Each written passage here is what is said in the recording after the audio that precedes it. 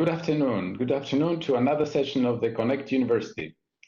Welcome to the 6th edition of the Connect University, to a special session on engaging the citizens. Connect University, as you see this year, is devoted to digital and green twin transition, what digital can do for our planet. We have had already a week and a half of many interesting sessions focusing on the technology, what AI, blockchain, 5G can do, what are the technological progress that could deliver benefits to digital, and how to count and how to actually assess it. So we were quite technical for about a week and a half. Today we talk more about what is the role of you as a citizen, if you forget your hat as a professional, what are we doing, and how to make sure that the green transition is actually green and red transition together. That means social and environmental transition. We will have exciting speakers. I will not have a speech, I'll just do moderation. I just want to introduce you a little bit to the topic and to the Connect University. Connect University is a place to be, to know a little bit more about the digital progress, about the latest development in digital. Connect University organizes special sessions throughout the year, and once a year, 2 weeks, summer schools. We already had about 350 sessions in the last 6 years, bringing more than 150,000 together. And so 150,000 people were already engaged with us. And every actually selected topic, and Green Digital is this year. If you want to type a question to the speakers that are coming up, please do join us at the Slido. If you're not there already, if you're watching from YouTube or other channel, you can type sli, S-L-I .do, D-O, and then you will see the first screen with the hashtag. Then you can type Green Digital, one word, hashtag Green Digital. And you can post question or even interact through the question there. We will have 3 speeches. Some of them will be actually, and the last one will be 2 speakers. And we have plenty of time to interact. We'll have some interactions after each speaker, but we will have at the end of the session plenty of time for in-depth or very specific questions, whatever you would like to do. Okay, so this is the format of Connect University. Every Connect University seminar is registered. So if you find it interesting and you think your colleagues should listen to this, we will have it registered. So the video of that, plus the material, plus the presentations that are given to us, will be posted on the Connect University website. You can go there afterwards if you want to refresh your memory on something, if you want to find some facts and figures, or the video, as I said, to be shared by your colleagues. This is the place where you can go. So just 2 words about today's session. As you have seen, there is a lot of potential. That potential of digital has not been yet realized. The potential of the digital is that we can actually reduce emissions 10, 15, 20% of the total, despite the fact that, of course, ICT sector has a footprint, which is about, let's say, 3%. There's still variations in the estimations of the ICT footprint itself. But to realize the potential is what really needs to happen. So we talk to companies, we talk to governments, but there is a big part that actually depends on you as a citizen, you as a consumer, and your behavior. So for example, when we want to green digital sector, we of course have the energy aspect, and we're working on how to make the data centers and telecoms, more energy efficient and consume less energy. But when it comes to materials, it's difficult, and that's where citizens have to come in. And because we're talking about embedded emissions in every smartphone, tablet, laptop, whatever hardware we're talking about, it's a lot of emissions to produce it. And if citizens change it every year, that is becoming problematic. So we are actually trying as a commission to make sure that you can have your smartphone repaired, software updated, and you can keep it a little bit longer. Just a figure for you to understand, if everybody could keep mobile 1 year longer than they normally keep it, so if you change it every 2 years, change it every 3, or if you change it every 3, change it every 4, between now and 2030, that savings of emissions of less material, less production, corresponds to 1 million cars' lifetime emissions. So it's not non-negligible. So we see that that's just one example. Another example is when mayors try to make our cities more climate neutral and smart, they take a lot of assumptions. For example, on the mobility, they take a lot of assumptions that if you are provided with a mobility option, that you will either not abuse it, saying, okay, I'll do that, but I buy my car anyway, and I will use that mobility option rather than public transport, or I will abuse it. So there are many ways, we can discuss that later. So it really relies also that we minimize the rebound effect, that it's actually a little bit linked to the behavior of people and the different abuses of the technologies that can happen. So there's a big role, but I don't want to overestimate it. So one thing I want to say in closing is I don't want to make it that you are responsible as citizens and consumers, because at the end, the bigger chunk is on the systemic changes, because consumers do not have the choice how the goods are transported by train or plane or trucks.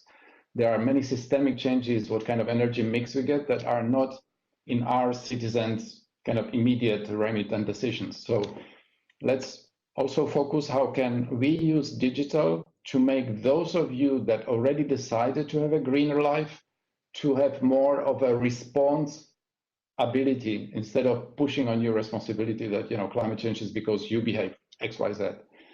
So let's focus what we can do through digital to have more response ability to support our choices of lifestyle, and greener lifestyle.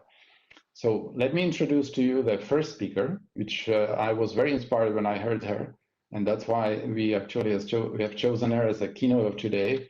And Katie Patrick. Okay, Katie Patrick is environmental engineer and software engineer, something very rare, because normally I talk to those two constituencies separately, and there is still a long way to bridge their narratives. So she is actually both. So she has one foot in each world, techie and environmental world, and she's the author of a book and podcast, How to Save the World. And she is very kind of inspiring TEDx speaker. So I hope that you will enjoy her speech today. She is really focused on giving people hope, engaging them, to give them kind of ideas how they can contribute. She designs Fitbit for the Planet apps that help social impact entrepreneurs. And she's also co-founder of Energy Lollipop and Urban Canopy in San Francisco. So I think you will enjoy her speech. And without saying more, Katie, floor is yours. Thank you for the lovely introduction. So now when I do the screen share, and can you tell me how long I have? Oh, you have plenty. I mean, you can speak 25 minutes if you want, and we can have 5 minutes questions. We have the time today, so between 20 and 30 minutes, how much you want to take is fine. Okay. My presentation is fairly long, so I'm going to talk really fast. Oh, wait a sec. Sorry, let's press the wrong button. Okay. How is my screen looking to everybody, and how is my audio? Both is perfect. Okay, wonderful. Okay, I'm going to jump in and make it through this, and I'm going to talk really fast to get through the end of it. So my presentation is really how we apply these Fitbit for the Planet style of design methodologies of environmental data to try to get people to take the behavior changes and make the systemic changes as well. So I will jump in. Now, okay, we're all here because we want to change the world. So people might have been involved in all sorts of different projects, blogs, books, studies, documentaries, trying to get media coverage or building an app. But one thing that we have to look at is, are we actually doing anything? And by that, I mean, are we making change that is measurable? And there's this problem that happens when we're trying to get people to do environmental change, which is we try to educate people that we need change, and that education is successful in getting people concerned. If you hear about the polar bears, you worry about the polar bears. But the problem is education and concern doesn't lead to action. And this is called the value action gap. Even though we have good environmental values, it doesn't mean we take action. And once you understand this, we need to approach environmental change really as a behavior change. And this is also called the information deficit hypothesis. You must have heard over and over again, if people only knew about the planet, if people only understood about climate change, then they would act. But unfortunately, this isn't true. And this is a very difficult issue to address in sustainability. So we need to look at the behavioral science to really understand the motivational core of the human mind. And then we can use design techniques that take us into the like doors that take us right into the brain's motivational core, which is what I will go in today. So yeah, I'm an environmental engineer and a designer, and I just wrote this book, How to Save the World, and did a TEDx talk as well. And I've become fascinated by, the book is called How to Save the World, not what we need to do. We all know what we need to do to change the world. When it comes into the how do we get 1 million houses on solar? How do we get rid of petroleum-based engines really fast? We're all stuck on the how, which is where I'm specializing. So I call it Fitbit for the Planet design, which is really looking around the feedback loop of environmental data. So if you imagine if the planet itself had a Fitbit, or if you had one on your wrist that showed you the data, what would it show you? It would show you data, hopefully in real time, of your environmental footprint. And then it gives you rewards and smiley faces to try and nudge you to keep on improving that data. And so my talk has 3 sections. So the first one we'll go into is data. And it's really fascinating when we look at environmental data. So I start with this quote from Bill Gates, who says, you can achieve amazing progress if you set a clear goal and find a measure that will drive progress towards that goal. It may seem pretty basic, but it's amazing to me how often it is not done and how hard it is to get right. And I wouldn't be talking about this if I didn't see governments and not-for-profits and startups all over the world. Everybody is struggling with getting this environmental management stuff, environmental data stuff right, and bringing it to the core of their strategy for change. And what's exciting right now is that there are all sorts of new types of data becoming available and new sensors becoming available to us to get better data. For example, there are lights that can show you how much energy consumption you're using in your home. Satellites are photographing the Earth every single day. We have bike counters on the street counting how much bicycle traffic, LiDAR from aircraft.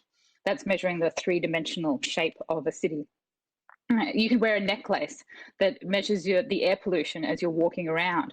Scales on garbage trucks, so you can get a text message that tells you, how much garbage you put out for that week, and a thermal photography. And there are just sensors everywhere. We can build things through sensors that we couldn't do before.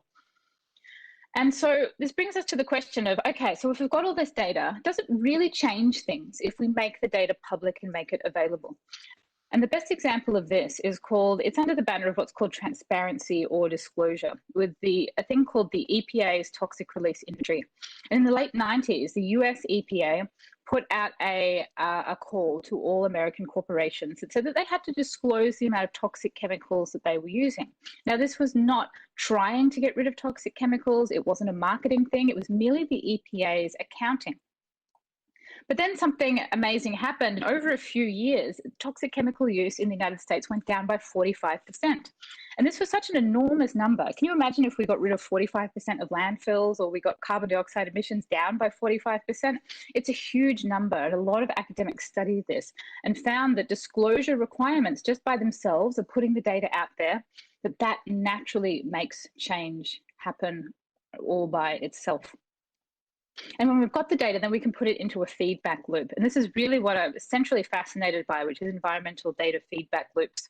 So the best example of a feedback loop is the dashboard of the Toyota Prius, that you're literally in the driver's seat and you can see the real-time feedback of your carbon emissions as you're driving, which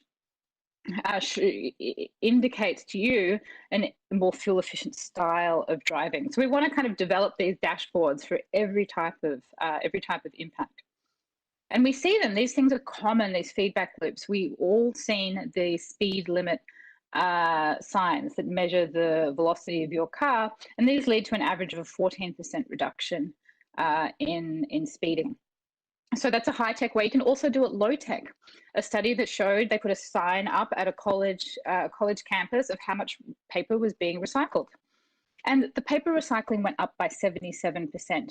You don't need fancy legislation, fancy technology, or fancy educational campaigns. Just this simple technique of showing people numbers can lead to dramatic change if it's well designed.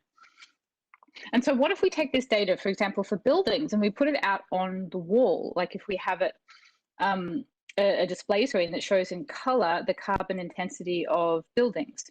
So they could be like this in the commercial buildings. So this is called ambient messaging, and it's really fascinating because, or we can call it ambient persuasive technology that is sort of around us, that's persuading us to do things. And it works even if people aren't consciously paying attention to it. And I think there's enormous power here. And these programs or this technology can get anywhere between a 12 and a 56% reduction in kilowatt hours, depending on how it's deployed. Enormously big changes available to us just if we get the design right. And so I thought about how we could apply this idea of ambient persuasive messaging to different types of environmental data. Like what if you were driving and there was a big electronic billboard that showed you the amount of fuel that your city was using as a driver to get people towards EVs? What if it showed air pollution? We can have a sensor at that place in time, and we can show what the air pollution is changing in real time.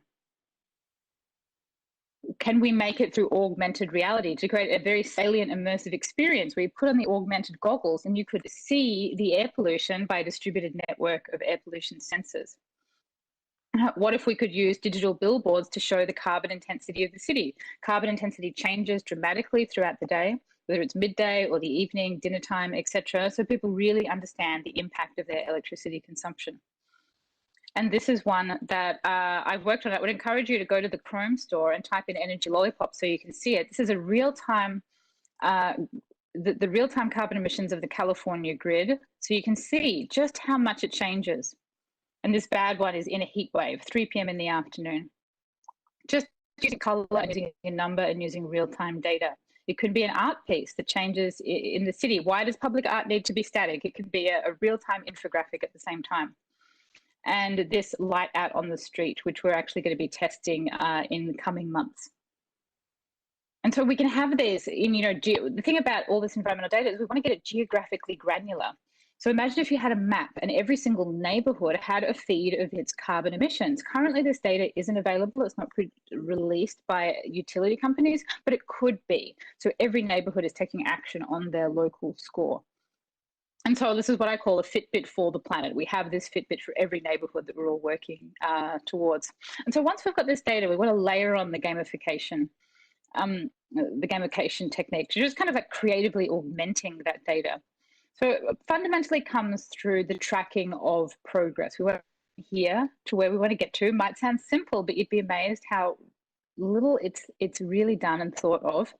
So it's really actually making a progress bar that we know where we are, where we want to go, and then we just track the progress in between. And this is the cornerstone of this Fitbit for the planet style of design. It looks simple, but there's actually a lot to get right to just build this one simple progress bar for the planet.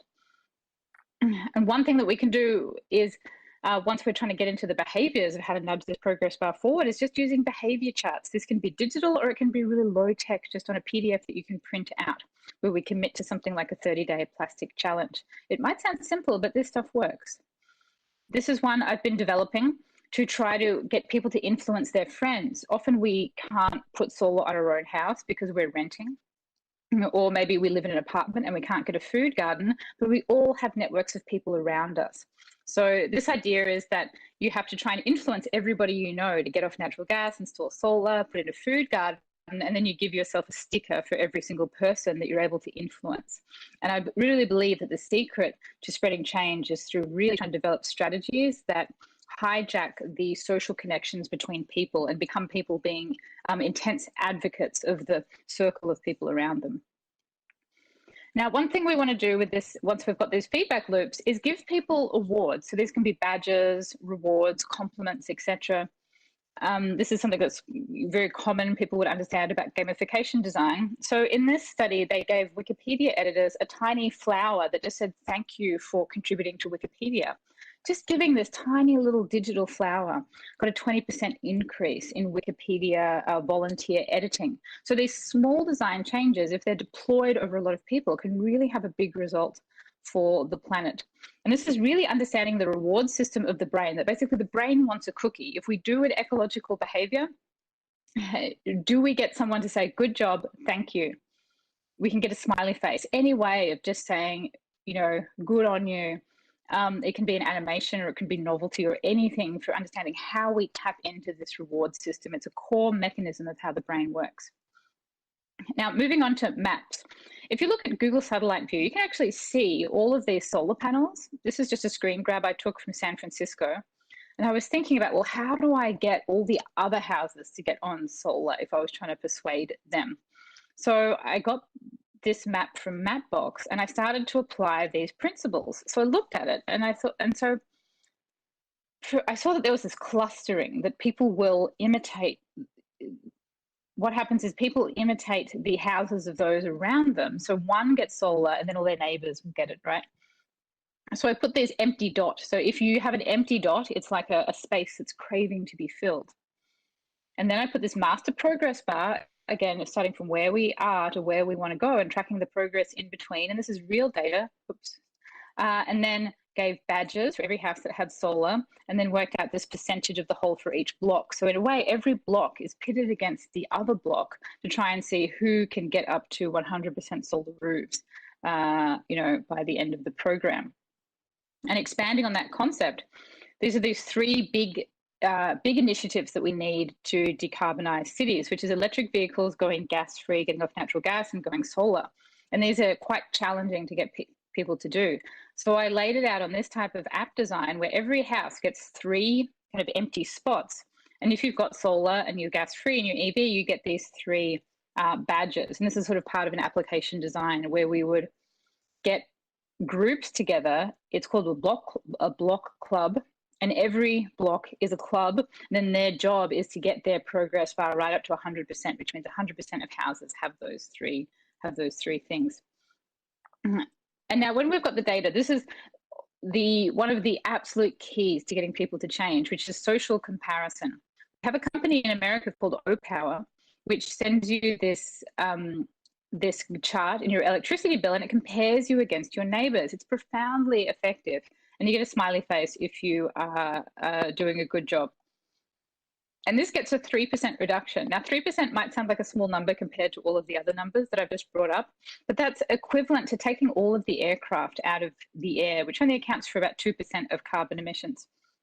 So 3% for just adding a chart, you know, across millions of people's electricity usage is actually a really big number for not a whole lot of effort on the part of the electricity utility. And so looking at, there's heat waves now around the world, especially in America. So what if we look at the surface temperature during summer of urban heat islands? This is a picture of Los Angeles in the middle of summer that I worked with NASA to create. And so this is an app I've been working on where you can look up your surface temperature. So this is pretty fun, right? You get to look up and you can get to see with reasonably high resolution detail how hot the area is. But this is really where we're bringing in this social comparison behavioral science, which it says, a pop-up window says, your property gets 33% hotter in summer than your neighbors, and it compares you the same as the O-Power. And then you get a hot face if you're too hot. So it is adding that social comparison layer to the technology, which is not that hard to do. It's just doing a little bit of extra GIS on the data that will have a profoundly bigger impact on trying to get people to encourage them to take on cooling and greening initiatives than if we just showed the map by itself, or even if we just did nothing. So it looks like this. The comparison, and so we're essentially putting everybody on a temperature scale on a kind of a bell curve and showing where they are, and then driving them to take specific actions like green roofs, for example. So another way we can do comparison is leaderboard. This is a concept of putting all of the energy efficiency of everybody in an apartment on a single leaderboard, so it's public and people can see it. Once things are public, people get very driven to change. This is another version of a leaderboard for the urban heat island map I just showed you. When we have all the data for every property in a city, we can rank them. It's just a spreadsheet that we go from hottest to least hot. So we thought of this idea of creating something called the Urban Oven Index, where we show the top 10 hottest properties in a city, and we put that out publicly. That's kind of a bit of a stick, and then here is the carrot, which is the coolest company index, where we would show the coolest surface temperature properties during summer. And this is really interesting because it's always box stores and parking lots. So when you look up, and big warehouses, when you look up the companies, there's a bit of I feel a natural incentive to want to be like, oh my God, can you please just put on a green roof or put some trees in? You look at the urban design when you look at these maps, and it's just, it's kind of like shocking how little vegetation there is in some of these areas. So we can also map out vegetation cover. So we're looking at the relationship between surface temperature and vegetation. And there's been a lot of work done on vegetation mapping before, but not so much the gamification of it, like just getting like a simple percentage score of what is the green cover of a city, and trying to get cities to encourage them to increase that score. And we can put them on this leaderboard, tracking the progress they're making in increasing their green space over time. And Google's done some really good work here on the green cover in this map. And then another thing we can do once we've got all of the data is just simply applying color. Color is very powerful. You can do it low tech like Greenpeace does, where with electronic companies, they rank them from best to worst, and they're in the red zone if they're less green, in the green zone if they're good. There's the vehicle emission standards here that go, I mean, this can be done without a color, but the color just makes it so much more salient. It can also be done electronically. In this study here with the guy in the green light, just getting the electricity emissions in terms of a light got about 23% more energy efficiency savings than if he was to look at it just using, just seeing the numbers. And we've incorporated this into an app I'm working on called Energy Lollipop, where the color is the core mechanism for change. You can see the background, the whole background of the Chrome extension is in color. Warm colors show that you're doing below average. The cool colors mean that you are improving. And we can also, again, augment this with augmented reality. So could you, if you had all the data for a whole street, could you put on the goggles and then look at the street and then see the emissions of all of the different buildings, which would encourage the poor performers to hopefully lift their game. And this can be also done in terms of, once we've got this data, once we've got these leaderboards, how can we apply star ratings to it? So if you look at car safety ratings, they have one that the government has mandated the data, that the car safety rating data be made public. The car companies have to do that. But then once they've got the data, how do we design this data in a way that's going to encourage change? So one, they rank them, then they give them a star rating, and then they add a color. So they're layering on all of these techniques. And you can see that, once you've got a red star down the bottom, you don't really want to go for one of these cars here, which is quite a different design if we just cut that off and we didn't do it. So this car safety rating disclosure has led to a 22% reduction in traffic deaths, which is, a lot of lives saved over the since it's been brought in. And we also have a star rating for energy efficiency appliances in Australia that's led to a 25% reduction in water consumption for the appliances. This is one I've worked on for looking at how we can apply it to the ratio of plant versus animal foods. If we look at the calories in a menu from a restaurant, how much of it is plants and how much of it is animals. One thing we can do, it's a challenge to get everybody to suddenly go vegan, but what we can do is nudge people to go mostly vegan. That's what this idea of the V-score does. Now, one bit of research that I think is fascinating and really fun is this idea of bringing emotive animals in. Now, one study I looked at tested students doing a learning exercise. One group had an owl that had no expression, and the other group had an owl that was smiling. And the group that had the smiling owl did 23% better on their test scores than the owl with no smiling expression, just showing that getting people happy, getting people in a good mood, actually leads them to do better on their experiments. And we to think about how can we bring this into sustainability. Well, there was another study that used this robotic cat, and it smiled at you when you used less energy, and it frowned at you when you used more energy. And this actually led to a 47% reduction in electricity usage. So these faces, and it can also be called a empathetic character gauge. So you have empathy for the character, and the character's emotional expression changes kind of like a dial. And this is very powerful, tapping into the motivational core of the human mind. This is another one that's done where they use a squirrel to change its expression depending on how much energy the city is using. and I've been working on this with Energy Lollipop, that we haven't done this yet, but we hope to do it, where you get an egg when you first sign up, and then you have to save some energy in order for the egg to hatch.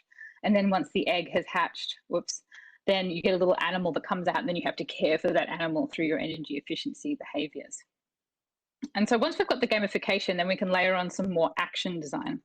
So one of these powerful way to do that is getting pledges. It can be really low tech, and we can get people to write down a pledge. It's called a commitment device. Very powerful. It draws on the trust between people that once I've made a promise, I'm very likely to want to keep that promise.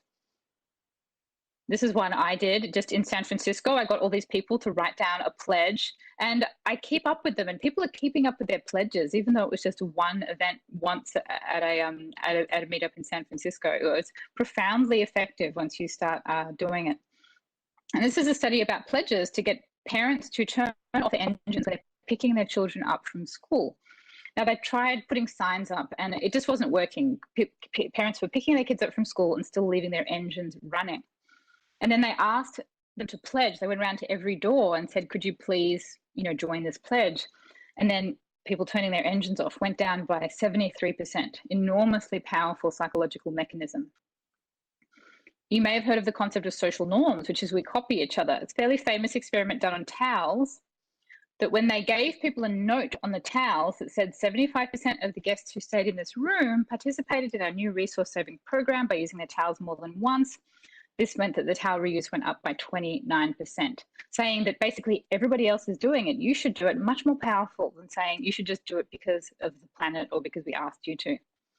This is a fun one, a similar thing in terms of people copying each other, where an experiment was done at men taking showers in college dorms. They had or college dorm shower rooms, had a sign up that said, please help save water while showering. And it wasn't really working. So they hired an actor to mimic this behavior. And then the men in this communal shower, the rates of turning the water off went up by 49%. So then they added a second actor, and it went up by 67%. Any way that you can get people to model the behavior that we can imitate really works to help spread the behavior, because people copy each other all the time. It's one of the central things that we do that we can't not do. But we also have to be careful that people will unconsciously imitate undesirable ones. So we want to be careful of using messages like this that say, America consumes 160, or American consumes 160 plastic bottles a year when you could just use one. We don't want to say that the negative thing is happening, because it creates a norm and then people can unconsciously copy that.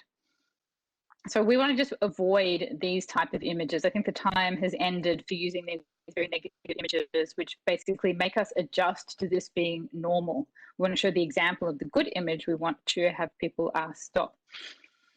And we want to be careful of these dramatic negative images, because the brain, it activates the amygdala, which is the fight or flight part of the brain. And then it actually reduces the energy or the activation of the prefrontal cortex by about 30% when we're in a fear state of mind. So we don't really want to be encouraging this when we're trying to get people to engage in complex new behaviors.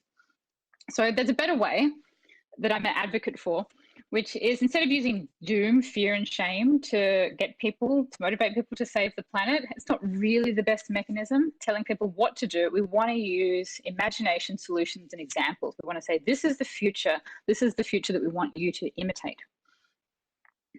And it's really captured by this wonderful quote by Antoine de Saint-Exupéry, where he says, if you want to build a ship, do not drum up the men to gather wood, divide the work, or give orders. Instead, teach them to yearn for the vast and endless sea. So when we're trying to encourage sustainability, what is the vast and endless sea we're asking people to join us on? What is this future? What are these actions? What are these solutions? And here's some fun ones just to finish off. A beautiful animation about London being reimagined with vegetation as an eco-city. Perhaps it's beautiful multi-story buildings designed to mimic a dragonfly, like a butterfly leaf from Vincent Calabor. You may have seen the vertical forest apartment buildings. These are springing up now all over the world. It's been one project, but now it's many projects. Or it could be just kids growing vegetables at their school, getting in touch with nature. Maybe it's, how do we turn our existing cities into a greentopia type of festival of greenery? And this is what I would like to see. Instead of these Earth Imagination, that Earth Day is actually becomes Earth Imagination Day, where we imagine, we inspire, and then we reverse engineer this question, which is, what's your dream? What's your I have a dream speech for the planet? What sort of world do you want to create? And so just to wrap up, I really think in terms of when we're trying to get sustainability out there, we tend to think of it as a scientific thing or a government thing. I think we need to see it as a creative practice, to make it not a sacrifice, but to be our greatest work of art. That's why I use the picture of the prism as a mechanism in which that we can put our greatest creative energy forward, and then the prism can magnify that like a rainbow to the world. And when you start practicing sustainability as your greatest art form, as your contribution, as your highest purpose, it really becomes a wonderful, new, much more enriching creative space than when you see it as a sacrifice or a chore. And so all of this is about really driving into causality. It looks like it's fun gamification, but it's like, what is the causal mechanism of change, and how can we creatively augment that? And that's the end. Here's my details. I'd like to encourage you to sign up to my podcast, How to Save the World. I've got a book that goes into more detail about this. You can sign up to my website and follow me on all the social medias. So thanks. Thank you, Katie. Well, that was fast and fascinating at the same time. So we have some questions that we can take right away, and some of them we will treat maybe at the end of all three speeches. So can I just try 3 or 4? I will just go one at a time, and sometimes I will group them as I see them. Okay, maybe you can see them as well. So from Nico, nice initiatives. But focusing on those who can afford taking part, is to what degree there is kind of, inequality in who can actually do all we're talking about. Many more are worried about the cost of green transition and lowering their living standards. What would you say about that? Well, it's a complex question, and it's going to depend dramatically depending on what you are talking about. So for the first thing, in terms of green behaviors, often it's about using just a bit less of everything. So people who are lower income have usually a much smaller environmental footprint than people who have high income. So there's a sense of, because there's boutique products out there. So for example, like the Tesla car, or some very fancy, eco buildings, or a solar panel array, which costs $10,000 or $20,000. Organic food, there are boutique products there. That it is an expensive luxury lifestyle. The reality of sustainability is that it's actually it can be a very simplistic lifestyle. It's about not using much. So the nature of, if you're ultimately being truly green, without the luxury products, is that you're not spending much money on anything. If you're going zero waste, you're not buying plastic packaged food and sauces in bottles. If you're not eating meat, you're not eating. It's usually expensive. You're eating simple foods like legumes, bread, rice, potatoes, bananas. And if you're buying less, you're just basically buying less of everything. And if you're using less electricity, that also helps you use less money. So this idea that green is a luxury lifestyle to aspire to, it's only really that there's just a few products that have kind of clouded the concept of that. So primarily it is, if you want to save money and be green, those two things very much go together. And a bicycle and walking is the ultimate green way of doing it, that is the cheapest way as well. But in terms of, segmenting the market and looking for interventions, sometimes you will find that if you segment a market of people, there may be, middle to upper class people that have larger homes that are the biggest energy wasters, that have the money for an electric car, and they may be the low-hanging fruit in which to target. So often these programs, we don't have enough resources to go around. We're trying to figure out how do we get the most carbon out of things. And, it could be we call them McMansions in Australia. I don't know if that term is taken off in Europe. People have enormous houses. They're the best ones to target for energy efficiency. So if you're looking at a program, if people are low income, they may not actually be having as much of an environmental footprint as the wealthier people. So you might be better off, if you're just trying to reduce the footprint, actually going for the wealthier people who have the bigger footprint anyway. Right, I see. It's true, because there is a lot of confusion about that. Green means about getting rid of my car and buying electric. Who can afford that? Green is not to go with the diesel car to the city, but only the electric should go and be allowed to the city, which is again very unjust. So people see those examples and think of green being unjust, but as you said, there is a bigger picture, and it's actually those that are the less privileged actually are not the polluters. They are not really the ones we should target first. There is another. Yeah, go ahead. But these issues are complicated. I mean, okay, electric cars are expensive, right? They're a new technology, they are. But it doesn't mean that we should not be doing this stuff just because it's challenging. I mean, there's genuine challenges we need to reckon with. And, there are sort of, unfair mechanisms going on, but we need to basically, rather than look at it and just think, oh, this is unfair, really look at it and think, well, how do we do this? How do we bring this to everyone? How do we make it work? And, the financial restrictions that are on some things like that are real. In America, we get a $10,000 subsidy for electric cars. So electric cars are actually reasonably cheap. You can get for under $10,000. Not as cheap as a really cheap car you can get for $2,000 or $3,000 that's really old, but it's not in the super luxury end. So when we look at really like how do we make it work, how do we subsidize it, that's the kind of lens we want to be looking at these issues through. Yeah, I mean, we in the Commission at least, we're trying to make sure that the sustainable product, the greener way of living, is actually more competitive, even cheaper if possible, not more expensive. So that's ultimately what we need to make. Yeah, the greenest thing is usually buying nothing. That's the way to be green. Yeah. There is a question about the fatigue of labeling. So is there evidence of change fatigue or indifference or some kind of getting allergic to another label or another dashboard or another information display? It's linked to another question that we'll pose, that is there a time limit? Like you remember the first smartwatches with a lot of Fitbit type of applications? There was a study that showed that after 6 months, people give up. So, it kind of motivates them for a while, how many steps they did and how much they really exercise, but it goes away. So there's a question that is linked to that. So nice examples, but how can we achieve intrinsic motivations? Not just imitation, that I actually want to do it because of me. And linked to that is, do you have data about the time the effect lasted?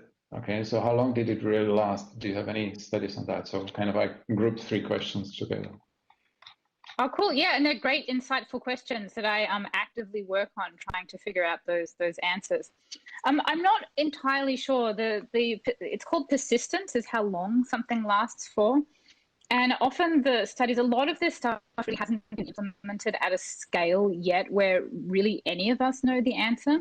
So I think the issue of things being novel for a short amount of time and then people losing interest is potentially true. But we haven't really been doing it for long enough or at a scale where to work with that.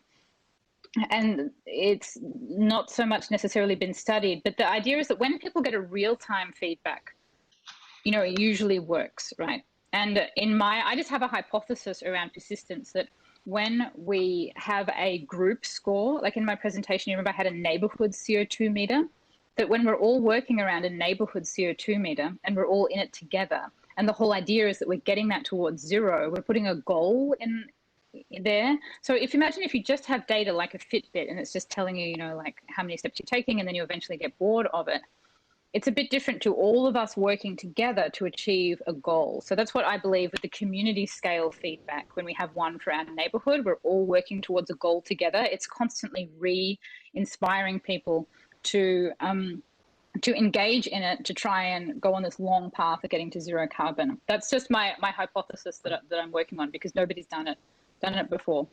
And there was another part of the question now, I can't remember which dimension of it. Oh, it was intrinsic motivation. Yeah, intrinsic motivation, yeah. Also with the fatigue, I mean, if it works to get people to do a one-off thing, like say somebody needs to put on solar or get natural gas out of their home, or maybe put in insulation. I mean, if all its job is to get somebody to do a single action, then it's done its job. It doesn't need to continue. So there's a whole lot of stuff we need to just get these one-off actions happening, and then, it's finished. Congratulations. And with intrinsic motivation, the way that I'm starting to understand it is that we have like a core intrinsic motivation, but the problem is intrinsic motivation doesn't necessarily lead to action. People can be highly intrinsically motivated. It's been studied over and over again. And then they just don't. They can totally afford an electric car and they just never get around to it. Just never get around to doing it, the solar. They just are busy and their head is in the feelings, but not in the actual practical action. So all of these behavioral nudges can help people who already have intrinsic motivation actually, like I've been meaning to go vegetarian, but I just haven't, done it. They can help people. So basically the higher the intrinsic motivation, the much higher, sort of the higher someone is more likely to adopt a behavior when the intervention comes. So you want to see it like Russian dolls. You've got the intrinsic motivation and then the behavior on the outside. And people have also studied this, that you actually don't even really need intrinsic motivation to get people to do stuff. People do things because they're copying people around them. So you can bypass the complex job of manifesting intrinsic motivation completely. This is just one worldview. It could be wrong, but this is the way some people see it. You can completely bypass manifesting intrinsic motivation and getting people to really care about the planet. And people will just start eating less meat just because people around them are doing it, or because, there's proper behavioral nudges in place and they vaguely know that it's a good idea. But you can just go straight to the behavior, which is a more direct way of achieving the goal than doing the intrinsic side, which is a bit murkier, whether it actually, gets people to do stuff. Very good. There's a question from Stefan, and she will probably follow it up because she's our next speaker. But just for you to know, that's the last question before we move to the next speaker. Social comparison and behavioral scoring is fun, but they don't account for social economic difference. I guess you will also just like later. How do you think about privilege in your design? Well, I think I'm just, at a more junior sort of space in terms of doing this. Like a lot of this stuff hasn't really been, like I said, rolled out in a really big way. So in terms of including the comparison, you want to be comparing like to like you wouldn't compare, for example, my footprint where I live in a 2-bedroom apartment with a roommate, to somebody in the McMansion who has a lot more money than I do and a bigger footprint. It wouldn't be a relevant comparison. So in terms of all the people who have a similar demographic, Katie, we're losing your sound.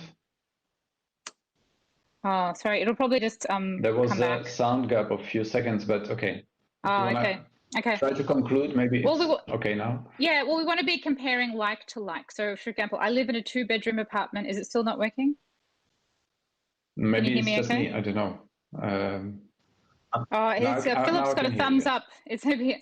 Yeah, I can hear it perfectly well. Okay. Okay, so it's just me. Don't worry. Yeah, we want to be comparing like to like, right? So I live in a 2-bedroom apartment with another woman and our 2 children. So we want to be comparing our level of income and the sort of style in which we live to other people that are like us, right? So in terms of getting into the sort of the equity issue or the privilege, we want to be comparing people that are similar to us, right? And there could be, a whole bunch of people who live in a similar scenario, and one person who's got a whole bunch of space heaters on, they're leaving their lights on all the time. And then they're just like, oh, gee, I didn't realize that I'm actually making, 70% more emissions than the other people that are similar to me. So it's just getting people to compare each other. It works better behaviorally. And I think it takes that sort of idea of the inequality out of it. And I mean, this stuff I focus on is just really just trying to motivate people to do stuff. In terms of dealing with equity, it's a much bigger issue in the way governments and societies are structured in terms of like welfare, the welfare state, the amount of subsidies they're giving out to people. There's just so much infrastructure in managing equity in a society that is kind of over and beyond these simple environmental nudges that I focus on. And it's almost not even really their domain to get into that. Like, for example, if there's, good quality welfare systems for, for people who are struggling between work, there's proper adequate housing provided for low income people. There's proper child support for single mothers.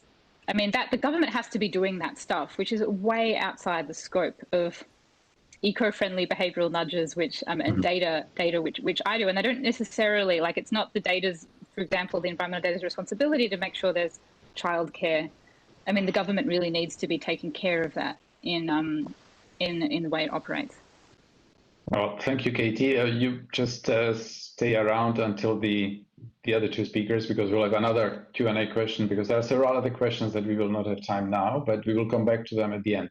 So my pleasure to introduce you to our next speaker, Stephanie Hanke. She's a designer, technologist, and social entrepreneur with a lot of experience, more than 20 years. She is a co-founder of something called Tactical Tech that was co-founded in 2003. She's based in Berlin, and she's currently a fellow at Harvard Graduate School of Design. Stephanie's current work focuses on the technology's response to planetary crises. So Stephanie, the floor is yours. Thanks. Hopefully you can hear me and see me as well. Yes. Great. Thanks. Good to be here, and thanks, Katie, for that presentation. I think, and I know Philip, the next speaker, a little bit and what he might be talking about. So I think I'm a good in between, and I'm hopefully able to take forward some of the things that Katie already raised about motivation and behavior change. And mainly, I want to talk to you today about one of our projects at Tactical Tech. We're a nonprofit that works internationally, but based in Berlin. And we're doing a lot of work on critical thinking and digital literacy. So our work is really about engaging different kinds of people, and we'll look at that in a second, but different kinds of people to think about how technology changes the way they live personally, or the way it changes the society or community around them. And this work started very much looking at issues, for example, of data collection, of privacy, of security. All these kinds of things were in the background and when we started this work. But increasingly has expanded just to look at the bigger question of how does technology change the way we live? And in that, of course, thinking about things like sustainability and environmental issues as well. So yeah, we have lots of different projects, but the one I'm going to talk about is a specific intervention we have, which we think of as a provocation.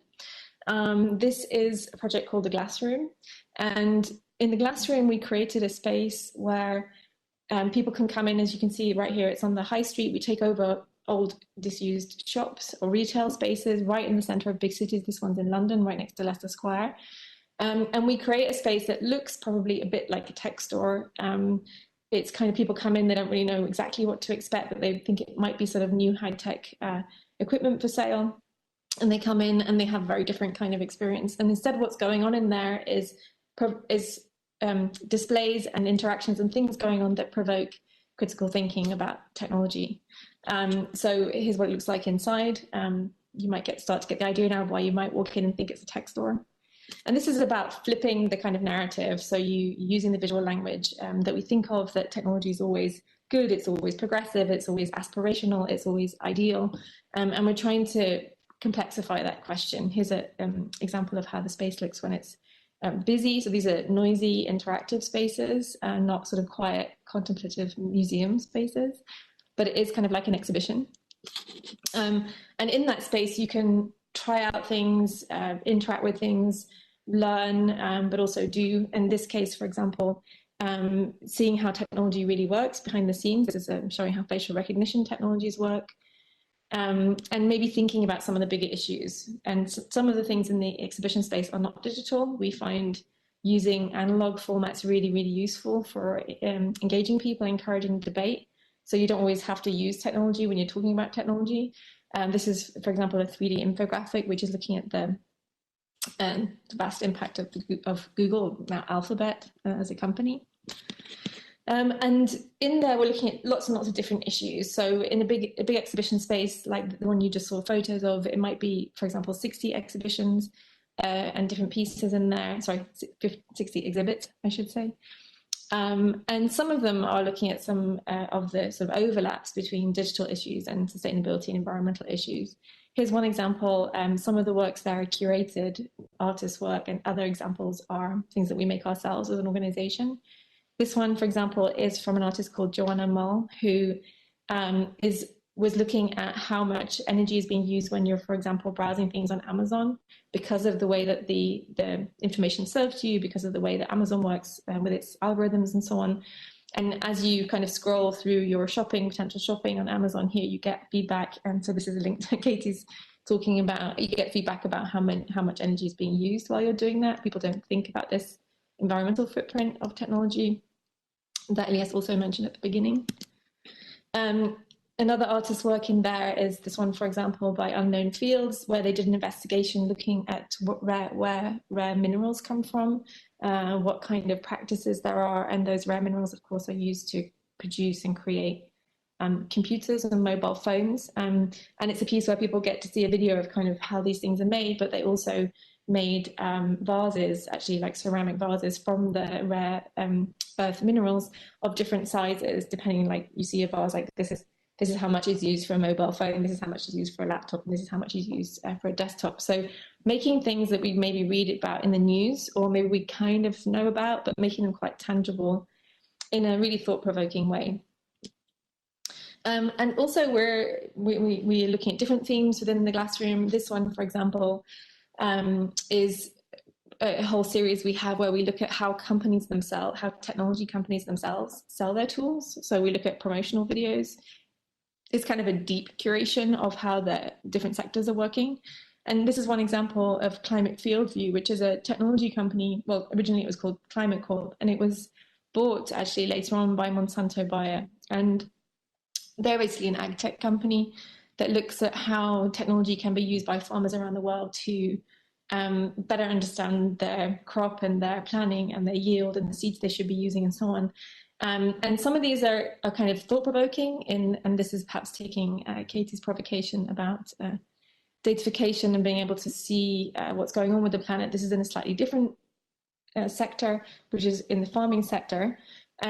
Again, great possibilities, super interesting, however complex, because once you start to map out all the farms, for example, in all of North and South America, and then that company is bought by Monsanto Bayer, as in this case, also obviously a seed, sort of agrochemical company, this is quite a complex thing. So we're sometimes looking at solutions, sometimes looking at problematizing discussions. We're never saying that these things are bad or good. We're trying to basically create a neutral space for discussion and debate, and we're often provoking. So obviously choosing things on purpose that we put in the space, which enable people to think more deeply about the big questions and the big challenges. And here's where this may lead a bit more to the talk we're going to hear next, probably, which is a bit more about things like monopolization of these spaces, the power of data, and what happens when you, by its very nature, big data, so slightly different to Katie's examples, but big data at large corporate scale or a mega scale like this, and what kind of power that creates. So these interventions are pretty popular. This is an example of people queuing up in London to get in. It's funny now, lines outside places don't look so unusual as they used to, but this is, I think it's important to remember that in our case, what we learned is that people do really want to have these conversations. For example, the Glassroom in London, we had over 20,000 people through in just 3 weeks. These are very lively, busy spaces.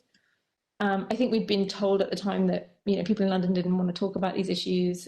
I think that it's an interesting counterpart to what Katie was talking about. I mean, I'm not suggesting that we have to have negative conversations or put fear into people, but I do think people want to debate things. They want to think critically about things. They're capable of dealing with complex issues. They actually like to engage in them, in our experience, and we can talk about that more towards the end, maybe. We also, this is an active space, it's not just a passive space. This is called the Data Detox Bar, where people can come to the bar, talk to someone, get advice. We have these folks working in there called Ingeniuses, which is kind of a play on Apple Store, where of course they're not selling products or fixing your phone, they're rather talking to you about how things work, helping you understand how your technology works, deconstructing it for you, answering your questions, and spending time thinking about technology in this really critical way. So again, like not this dystopic technology's bad view, and not this utopic, like everything's amazing, we'll all be fixed by technology, but rather like, how do we really, in a mature way, say, technology is great, but the world is real, and we need to somehow fit these things together. And sort of, more proactively answering one of the most important questions that happen when people come to visit this space, which is, what can I do? We have something called the Data Detox Kit, which gives people tips, and it's basically about how do we do in this case, digital literacy, how do we do learning, and how do we help people make good decisions? And some of that is, as you can see from the images here, probably quite generic about how you interact with technology, but also how do you think about how these issues link to sustainability and so on. And really kind of being concrete, so you can't see but believe this, there's a lot of examples of things that you can actually do if you're concerned about this. So it's, you know, enable you to take action as well. I just wanted to say, maybe before that's kind of the first part of the project we've been working on. I just wanted to say briefly that we've been quite successful not only in getting a lot of people through those spaces and a lot of action, but also in getting a lot of attention and pushing the discussion and the debate about what can be done concretely away from those specific spaces as well. For example, here it's featured in Vogue magazine, kind of audiences that we're not expecting to get, we're aiming for in the beginning. So let me see, and what we were able to do, and this is maybe something important to say, we choose these shop locations very often because we don't want to speak to an art audience or a culture audience. We don't want to speak to techies. We want to attract all kinds of people that may be tourists, maybe locals, maybe just, you know, a bunch of teenagers out on a school outing. Could be all kinds of people. How can we find ways to have interventions which talk to all kinds of people? But we also have experimented with, and here's the glass room in San Francisco, with how these kinds of forms of learning and spaces for debate and discussion can actually be used by the makers of technology as well, and also to interact with the makers of technology and also with policymakers. So we've had lots and lots of initiatives where that have come out of this, where we're actually engaging with people who make the technology, asking them to think critically about these questions. And interestingly enough, they're really thankful. I think what's been an interesting learning for us is not a hostile response from technology companies or from policymakers working at these intersection of issues, but rather super interested and engaged and really grateful for the time and the energy, but also the unusual way of, creative way of thinking about these issues.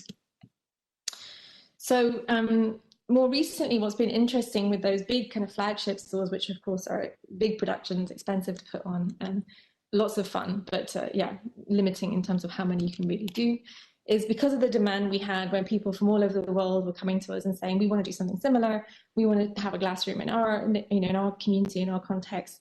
We made a kind of pop-up edition of the exhibition, which is very formulaic, and you can, modular, you can kind of take bits of it, make your own exhibition, you can mix it with your own artworks or questions, you can run your own events, you can also translate it into your own language, and that's been really successful. And so we've been playing with this mechanism right now to how do we go beyond these kind of like one-off massive interventions, which are high profile and fun and so on, but how do we get like a much bigger group of people having this discussion? So here's an example of how the exhibition's adapted at really low cost. This is medium cost, let's say, and this one at the Copernicus Science Center in Warsaw. And you can see that we try to keep the sort of interactive part going. It's not that we, when we've made the exhibition simpler, we've managed to keep hold of these kind of high quality interactions. This is how a library in Helsinki, for example, adapted it to their space just this year. And this is one of the great things is we're working with Creative Commons licensing, which allows our collaborators and our partners to run with what we've given them and to make it their own, which is something that's been really inspiring and amazing to see what people do with it. Like in this example, here's another similar example, actually also in Helsinki, but a few years ago, where another group took the glass room and put it on a subway station, so commuters could look at questions around this. We've also had it transferred into a bus. We've had all kinds of things. So really amazing experience with collaborating with partners and giving them the freedom to really run with the project. And more recently, here it is in Ukraine. It shows this example as well because it's a street-based exhibition. So we've had to adapt, obviously, to COVID, in-person gatherings where you saw those crowded people in the room before, a little bit more complicated right now, but really interesting to see how local partners are adapting to that. This is a street-based version, and then we made a kind of online, what we call a capsule edition, which is kind of a restricted access kind of seasonal collection of the work online, because we didn't want to just make an online exhibition. So we've had to adapt as well in the context of social distancing. So yeah, that's been quite an interesting journey, and I think that we didn't expect to get here when we started, that we now have done the glass room in 47 countries. And what's been really important in that is collaborating with cultural centres, with schools, with libraries, with all these kind of existing infrastructure in society that is dedicated to working on critical thinking and literacy and how they can incorporate these questions in their work. So maybe just to sort of reflect on some of the things that I thought might be useful for this discussion. These are some of the things we've learned from this last 5 years, I guess the journey is that we've been developing this. One is talk to people. They're really interesting and they really do care. I think when we were designing the project, when we were, it's a very active project, as you see, in a lot of space, a lot of discussion and dialogue and events. People would always comment, oh yeah, but people are not really interested, or they don't understand, or they need it simplifying, or they won't get it, or it doesn't relate to everyone. And that's totally not what we found from speaking to thousands and thousands of people all over the world, either directly or through our partners. That people want to have this conversation. They could do things like they come to the space, they stay for a few hours, they come back, they bring their friends, they start taking part in other ways. And it's really interesting to listen to people. I think one of the things which, if we have more time, I would show you, but a lot of the pieces in the Glassroom are very cheeky, they're kind of fun, they're playful, but they all have a deeper level. They all have a complex, sometimes political, sometimes social message. And some of them are quite serious, some of them are quite fun, and mixing these things up works really well for people. I think in the context of this discussion on digitization for sustainability, I would say we shouldn't only focus on the power of the consumer, but also the power of the citizen. I think we need to be debating and discussing these solutions and what they mean for us. And I think people are willing to do that, and not to overlook this question of what can I do, just so you don't end up leaving people feel disempowered. And then a few more things. Don't be afraid to talk about the hard stuff. I think the assumption often is that these things are too difficult for people, and I think that's not our finding at all. In fact, they're quite excited about discussing these issues. We already talked about the sort of inclusiveness and diversity. I think we've seen that Creative Commons and open licensing is really useful and really important in this context. It would never have gone this far without that as an important factor. And the potential of working with systemic partners. So, like our partnerships with things like libraries and school networks and curriculums and so on has been really transformational in the project. So lastly, maybe just to let you know what we're planning next and how it will continue to kind of combine a bit more with this digitization and sustainability topic, because as you saw from the examples, we've been experimenting with it, kind of inserting it into some of the content and seeing how it goes. And what we're finding is that there's a great response to it. So what we're now planning is a version of the Glassroom which is specifically looking at digitization and sustainability. And these are some of the kind of questions that we'll be looking at in that context. For example, looking at how social distancing and the new ways that we're having to live has actually put more pressure on online consumption, which is good and bad.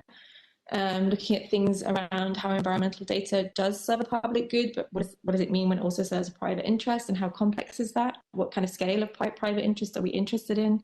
And what can we learn from existing discussions? I think Philip will probably talk about that more. And things like, what is the environmental cost of digitization? We already touched on that earlier. And the last thing to say is we're starting another project, which has already begun, and it's called What the Future Wants, which is about connecting these kinds of issues, meaning environmental and sustainability issues, with digitization issues for young people. And this project's interesting because it's come out of a high demand for our work over the last few years from young people. So we decided to, do a lot of research and talking to young people. I'm talking about mainly 12 to 18-year-olds, so secondary school level, how they see these issues. And in that, discovered that many of them know, obviously they're massive technology users, but they don't understand how technology works, how it's built, what the design of those technologies are, and they don't understand how technology links to the issues that they care about today. So we've been starting to put those together with this project, What the Future Wants, because I think in our view, helping young people think about not only the digital environment they currently inhabit, but also the one they will inherit is a really important challenge. And yeah, that's it for now. Thank you, Stephanie. Thank you very much. So before we go into question and answer, I want to remind people that when it comes to the greening of digital, the impact of digital, and how can we reduce the footprint of digital, that was subject to several sessions of last week. So we had a special session on estimation, another session on 5G and environment, another one on AI and the environment, footprint and enablement, another one on IoT and the blockchain and so forth. So, HPC and digital trends. So if you want to see a lot, it's actually registered, and you can see the videos, you can see the presentations. We will have on Friday, so 2 days from now, a presentation what youth is ready to do, and we will have 2 representatives of youth organizations. That's something like Youth for Digital Sustainability or Generation Climate Europe. And we will have another presentation of the power of gamification. So we'll have the representatives of the game planet. So there'll be more of what we're discussing on Friday. So let's try to focus on questions. I may remind you, it's a slido, sli.do, #greendigital, to ask questions and focus the questions more on, because I still see some of them are going into the kind of how do we make digital green, on the people's interaction. How do they come in the picture? What is their concerns? What is their motivation? What is the way? Which ways we can actually make them to engage in this process in a fair way? So there are a couple of questions that I go now, Stephanie. Okay, and then we go at the end again to take them a little bit, all of them. So there's one question from Sven. What can be done to replicate successful, mostly local cases across the EU? Which frameworks and tools would be needed? And is it actually desirable in the first place? Because as you see, the innovation is kind of a local cultural issues. So it's a more complex thing than just innovating with a technology that you give. It takes special conditions. How did the glassroom, for example, propagate? Was there a cultural difference? Was there a different spin in every country? And what would you suggest how to do it? Yeah. So we don't have any problem with translating to different cultures or contexts, because, like I said, the works are, the way we do it is Creative Commons and open source, and that means that it can be adapted. So we really encourage people to take the bits they want and add the bits that they're more relevant to them. And we found massive success with that. Like you saw, there's been nearly 250 events. We've not had any problems with translating that. And that's because the whole, approach that we have, I think, and the whole ethos is about giving people the starting points and the building blocks, and then letting them do their own discussions with their own communities. We're not showing up in these places and flying in and doing something for them.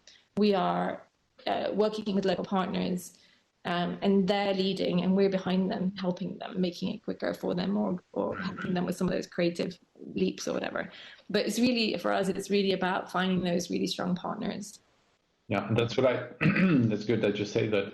The most powerful thing, because in the Commission we deal with 27 countries, and each country's regions and languages or whatever. The most powerful thing we can do on this kind of international or horizontal level is to give them frameworks that can be adapted to local setting and to make them, to tailor for them, because one size doesn't fit all in all these. Yeah, no, and we haven't done that at all. And it's interesting, though. On the other hand, it's interesting how much people like what we do, like the data detox kit, for example. On the one hand, it's been translated into 30 languages. So people just really want to do that, and they come to us. We don't go to them. They come to us. They ask to do it. And we help them, we facilitate that. But then other people do things like take the detox kit, do the actual detox, and then do a video of them doing it, and then they repost the video. So people are really creative, and they do their own thing. Other people took the detox kit and made it into a curricula for schools and changed it. So that's the nice thing about the format and how we work with people, because it really enables them to run with it. It's a good opportunity to tell people that actually you will not get fully answered questions, or you have more questions to ask. Don't hesitate to contact the speakers offline. So one good thing about participating in the Connect University, that you can see either other people asking questions that you want to get in touch with because you have their name, or through us or directly with the speakers as a follow-up. And I see already some people already highlighted that they would like to get in touch with you. Great. Yeah. Okay. Can I just say something about the connection you made with those core topics? Because you were saying, oh, this is being talked about there and there and there and there. And that's precisely my point, actually, is that there's so many conversations for experts, but there are very few moments to translate those bigger issues for normal people, so to speak. the rest of us. And so I think our work is really, really focused on how do you make this something that people who don't think about this every day would like to interact with and want to think about. And I think that's where we've been successful, and where I think we feel we're adding value is that it's not like you can only have free conversations with the public and then everything else is for experts. Like, what is that in-between space? And that's what we're really interested in. Yeah. It's good that you pointed it out, because you're right, because we do have this natural tendency. Katie said it as well. I mean, we're trying to make it orthological, scientific and guidelines and kind of, and Katie cares about more the impact of art into this and engagement through other things. You're saying that there is something that we can actually say to general public that integrates all those dimensions in a simple language. Yeah, absolutely. And I also think that local setting brings all of those dimensions because they boil in the city, all of them together. So it's about energy efficiency of building. It's about mobility. It's about technology. It's about, aging. It's all together in a local setting. And there you have to integrate it with citizens and local actors all together. Yeah, and sorry, just to finish what I was going to say is that, in my view, that's what's surprising. People want to have that conversation, but they want to have it in a way that's relevant to them. They don't want to have it, in a 50-page paper, right? They want to connect with those issues in a meaningful way. And we've been doing also evaluations of the glass room to see like what immediate impact and what longer term impact does it have. And what we're finding is that people at the time react very strongly, but afterwards it sits a bit more like something like a documentary in their minds, like it helps them understand the issue. And then in the future, when they come back to this issue, they essentially can have a frame of reference for thinking about those questions in the future. So this is like, in a way, deeper behavioral change, or should I say attitudinal shift that we're trying to create. Mm-hmm. So let's take another two because the questions are coming now. Oh, okay. So we will kind of leave them for after the next speaker. But maybe another one. There is one on. There was one. Okay, from Christoph. Do you think that we should actually label piece of data as good or bad, ethical and unethical, enabling, enslaving? And there is linked to that is another question that I'm gonna make it like automation often simplifies and reduces flexibility, because to translate that question the way I understand it, digitalization makes magic when there are universal processes. And universal processes means that, for example, in agriculture, everybody does industrial farming, that one size fits all. Then it really delivers the digitalization. But when there are so many local differences, it breaks its teeth on the efficiency gains. So sometimes the automation maybe is not the way to go always. So those two, and then maybe move on. Yeah. I mean, they're huge questions. I think that our project is exactly looking at this critical question of when do we want it, when do we not? Just because we can doesn't mean to say it's a good idea. And I think what we're trying to do is create a more mature discussion. So it's not just like it's brilliant or it's terrible. What do we want here and what do we not want? Where are the dilemmas? And I think that's what we're trying to do. So I think we would absolutely think there are cases when it's a good idea and cases when it's a terrible idea. I think you can have endless debates about that. And that's precisely the point. I don't think we should be just saying, let's take all technologies, it's brilliant, because then we'll be really naive about what kinds of technologies we want and what kind of circumstances we can accept them in. So I think what we're trying to do is advance the discussion beyond yes and no into like, which bits of this do we want? Which bits of it do we not want? How do we need it to work? What does it mean to have environmental data collected on the planet? Who owns that, right? Is that a company that owns it? Is it a government that owns it? Is it the citizens that own it? These are the questions we need to be discussing as a society, not only experts. And that links us to, there's another question on the data and how to enable the data for good. And I think I'll leave it, I will just point to a discussion afterwards, because I maybe give you a couple of highlights of what we do with the Data Governance Act and Data Act as a commission. We're trying to actually unlock the possibilities and the power of data. So there is some legislative proposals that are coming up. So great. So let's go to Philippe Stapp and Dominique Pietron. So it will be a joint presentation by two presenters. So Philippe is a professor for sociology of the future of work at Humboldt University Berlin and Einstein Center Digital Futures. He works on topics of technology, labor, political economy, and social inequality. He's also part of a project that we participate with Stephanie called Digital for Sustainability. Dominique Pietron is a researcher at the professorship Sociology of the Future of Work at Humboldt University. So he's a collaborator of Philippe and part of the Einstein Center for Digital Future. So He works on topics of data governance, stakeholder platforms, and European technopolitics. So, Philippe, Dominic, floor is yours. Well, thanks for having me, and thanks to the colleagues who spoke before me for these interesting presentations. Well, first of all, let me say that Dominic isn't here today. He has other things to do for the professorship, but I'll simply do it alone. And yeah, we work on this stuff together, so that should actually work. Nope, this is what I want to share. So I'm not sure if I'm framing it entirely right, but from the more sort of micro level education, translation, design, etc. questions, I want to move to sort of a different level, sort of the macro level questions of design when it comes to digitalization and sustainability. In particular, the question of sustainable digital market design. And this is not something that is sort of out of the blue. It is something that is, these are some ideas that I will present, which are actually tackling or commenting on recent EU legislation.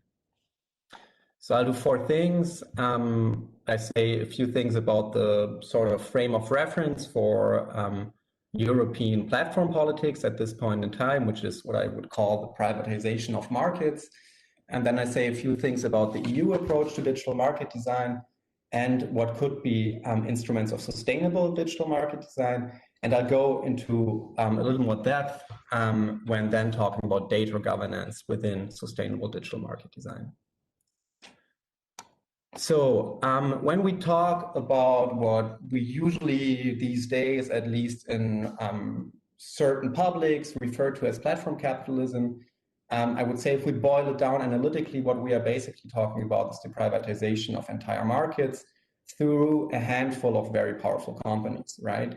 So if you control for a certain spectrum of the market, you control all the supply in the sense that consumers can only access the supply, say mobile phone software, by going through a digital framework that you own, say the Google App Store or the Google Play Store or the Apple App Store.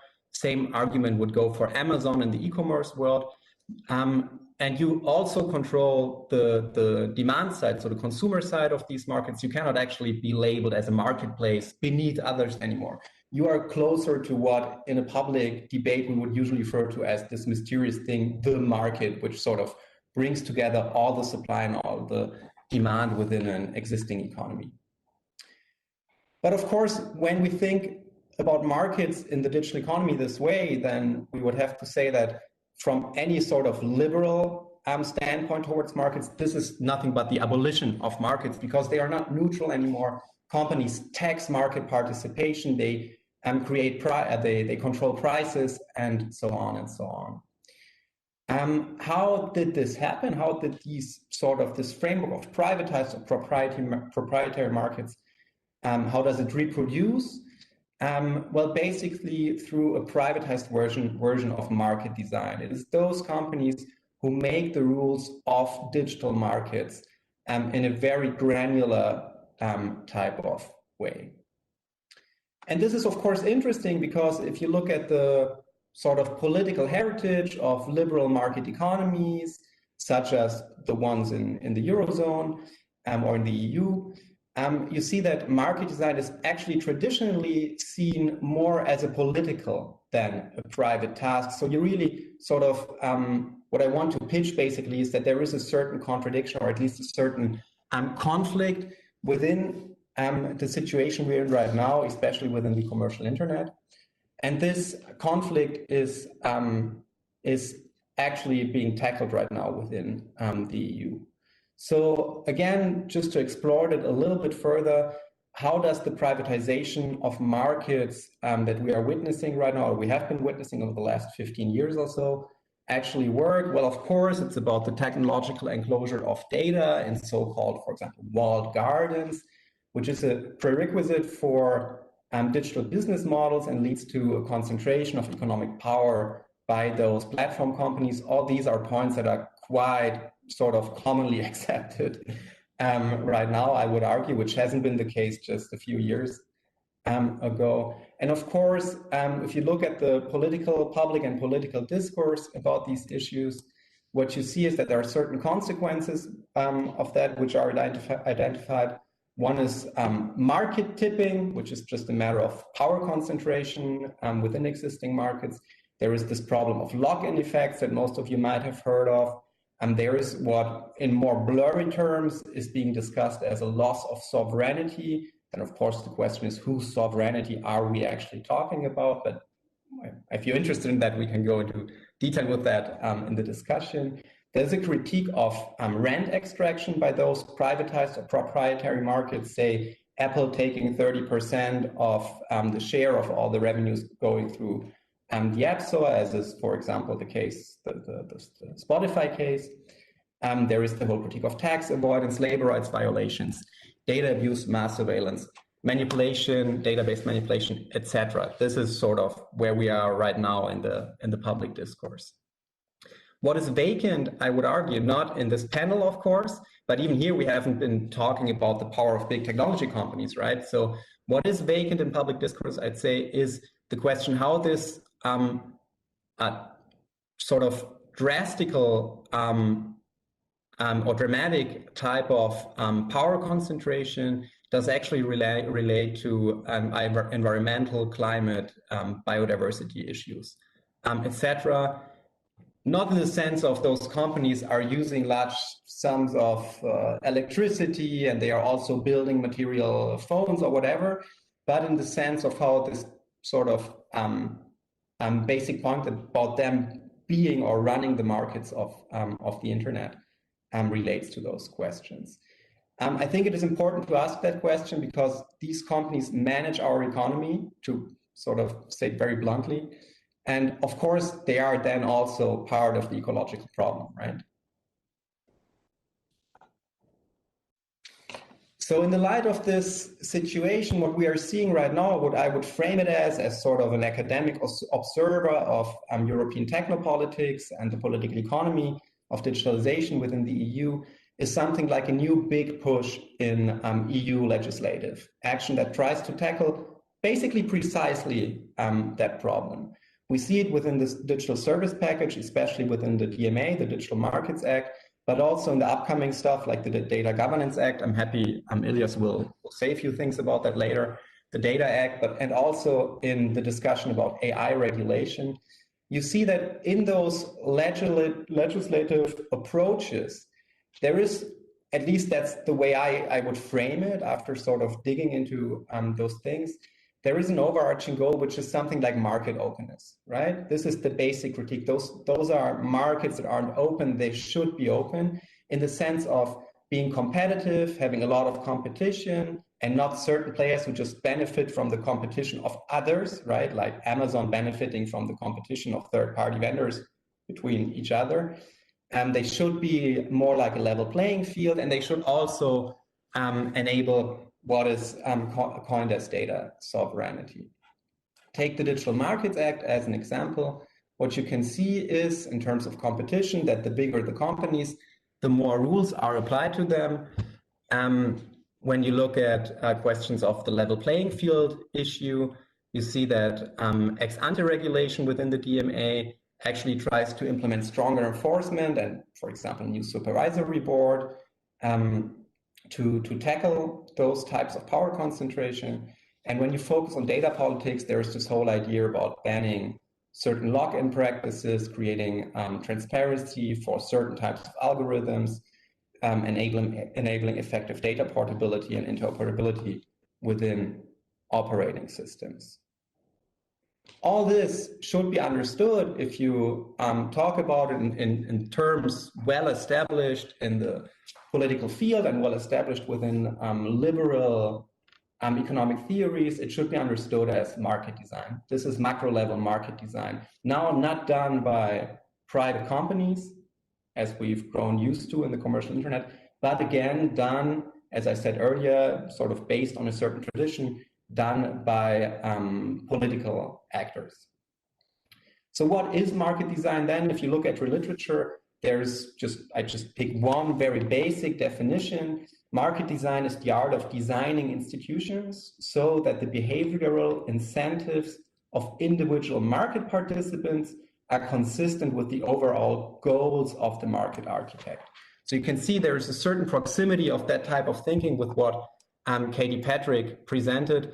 I think it probably plays on sort of a more macro level what I'm talking about right now. And then, of course, you can ask, what are these goals within the existing approaches to market design? And the goals are basically creating more efficient markets, usually operationalized in the sense of revenue maximization. And they could, of course, if you just think it a little bit further, go beyond that or even substitute that type of goal for other goals like sustainability.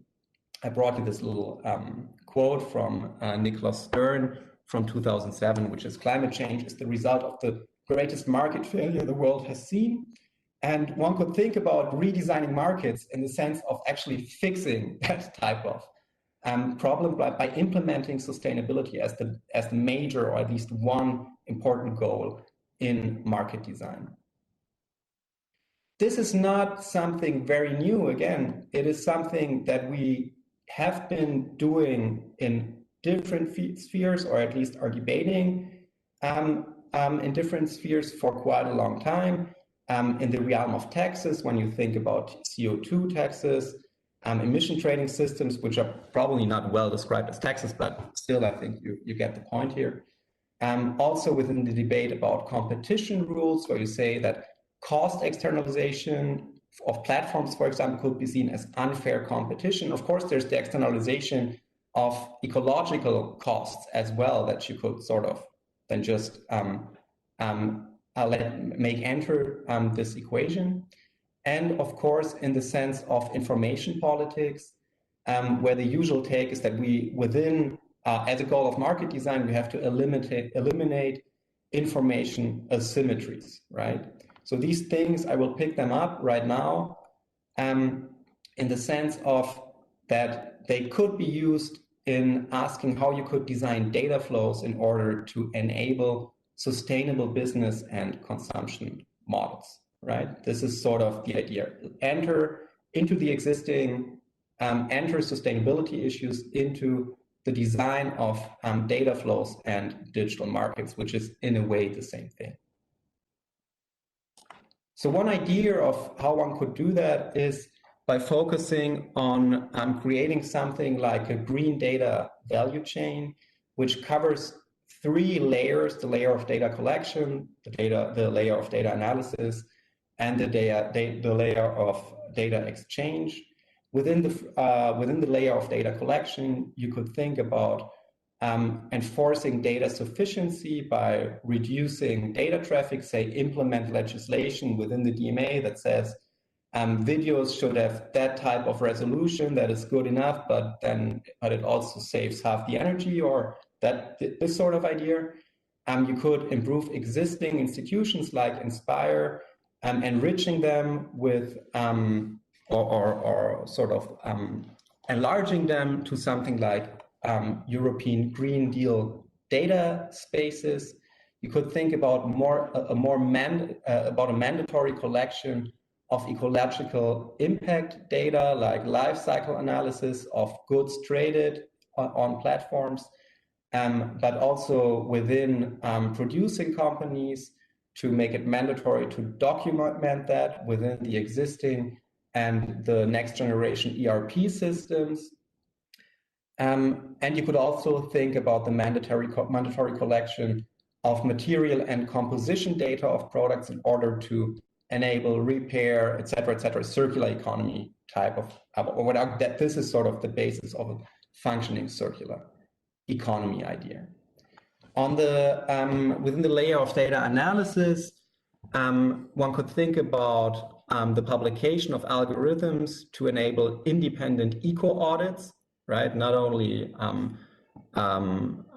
civic rights-based audits or something like that, but eco-audits, and the development of KPIs for energy-efficient algorithms.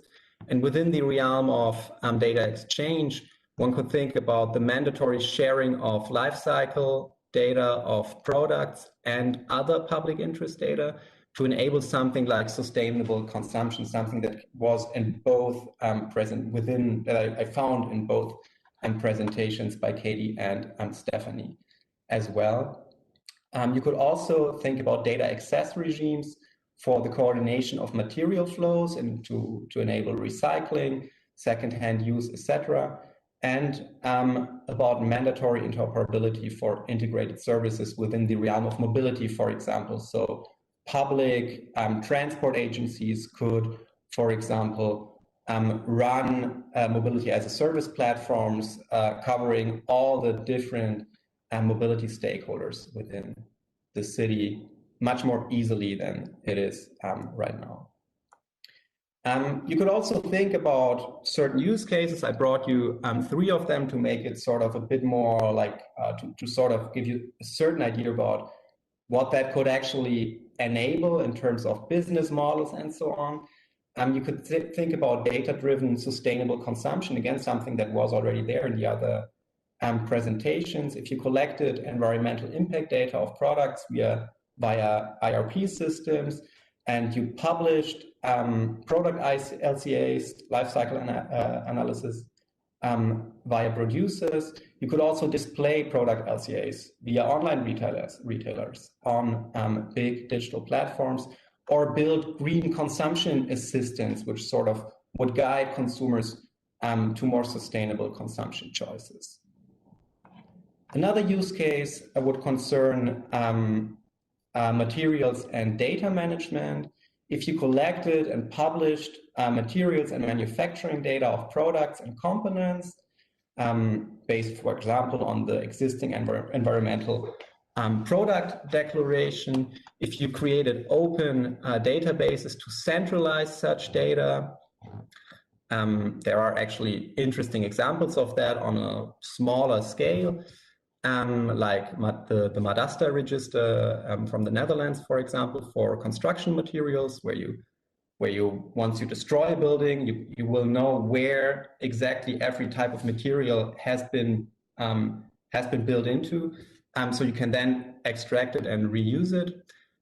You could incentivize tracking and the separation of material flows in this way, and enable reusing, repairing, and recycling. And again, this third use case that I touched upon briefly would be interoperable mobility services. If you developed a common standard of data flows, which is actually something that is underway in the so-called Datenraummobilität run by Ackertech from Germany, and if you implemented appropriate APIs through mobility providers, you could actually integrate external mobility services in mobility as a service platforms, for example, run by public platforms who are up to this point in most European cities actually running the public transport. So it's their natural habitat, so to speak. And you could offer intermodal routing as a comfortable alternative to cars, and also strengthen public agency by strengthening those public companies. So the bottom line of all this, again, sort of flying a little higher and being a bit more, or a lot more general and abstract, is that now we are actually at the point where we are reclaiming democratic authority over the privatized markets or big platform companies that we've grown accustomed, but also more and more critical of. I think that this means that what we are also, by doing that, by sort of bringing back political primate into market design, we are actually designing the digital markets of the future, which means that now we must not miss the opportunity to implement democratic goals into the design of those digital markets of the future. It is sort of a bad joke that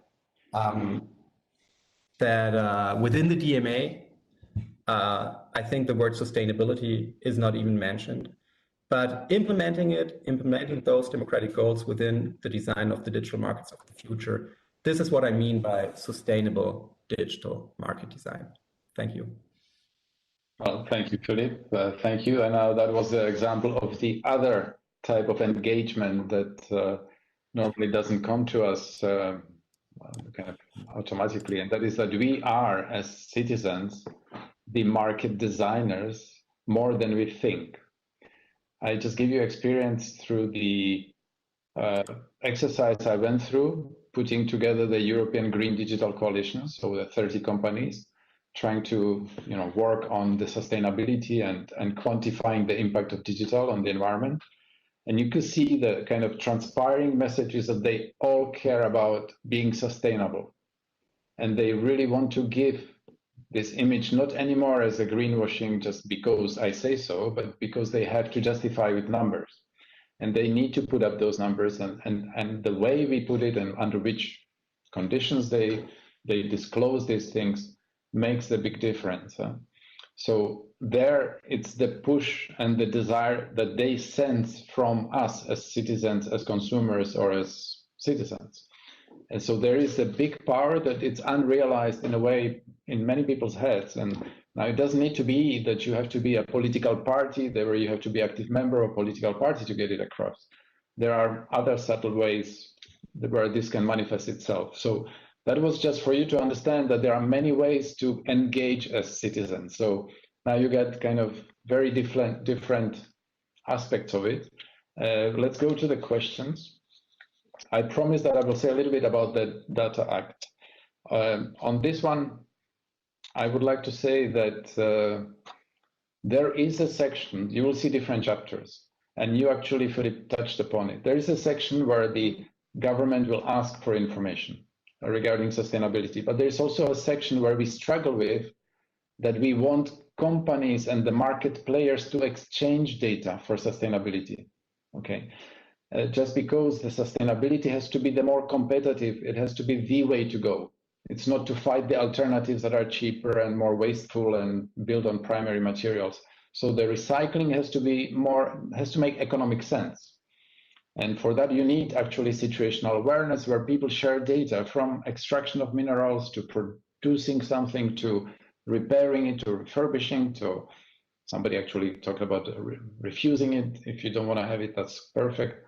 And recycling. So that kind of we struggling to find legitimate reasons where we can force market players to exchange the data to move collectively to circular economy. But we will definitely have, and I have it in front of me, a chapter. I'm opening it as we talk. A chapter on making data available for specific purposes. So we will be required, all of us, all the market players, especially economic actors, will be forced to give it for specific purposes. A specific purpose, you have seen it recently, is public health emergency. But why not? So it's mostly around emergency things. And why not climate to be the emergency where you have to disclose data because we are all collectively boiling in it. So this is what we're trying to make emergency situation out of climate change and kind of the need to share and put the data open. That's what Katie was saying. The power of making that data open already, leads to changes like 45%, as she was talking about before. So that's something that we are now proposing as an legislative, European legislative act that we actually hope to have a worldwide impact. Okay, so let's go to the questions and see, because there are some relevant questions coming up. I will just take it from the relevance, but I just throw at you a couple of questions that are relevant maybe to your speech. And then I will group the others for all three speakers, okay? So on the marketplace, classical marketplaces were often coups, retail, cooperatives, retails. On the other hand, it's a very private market. Should there be new governance models for digital markets? So the question is should we massively redesign the digital market compared to the usual one? Yeah, I think, but my basic point is that we are actually doing that right now. This is my main point. The within the commercial internet, or within the most powerful drawing on the example of the most powerful technology companies, what we are actually trying to do is design those markets those companies are identical with, actually, from the political regulative type of side, gain more oversight and so on. So again, as an academic observer, I don't really I also think as a citizen we should do it, but I also just see as an observer we are already doing it. The thing really is, the issue really is what type of goals do we implement within this type of market design?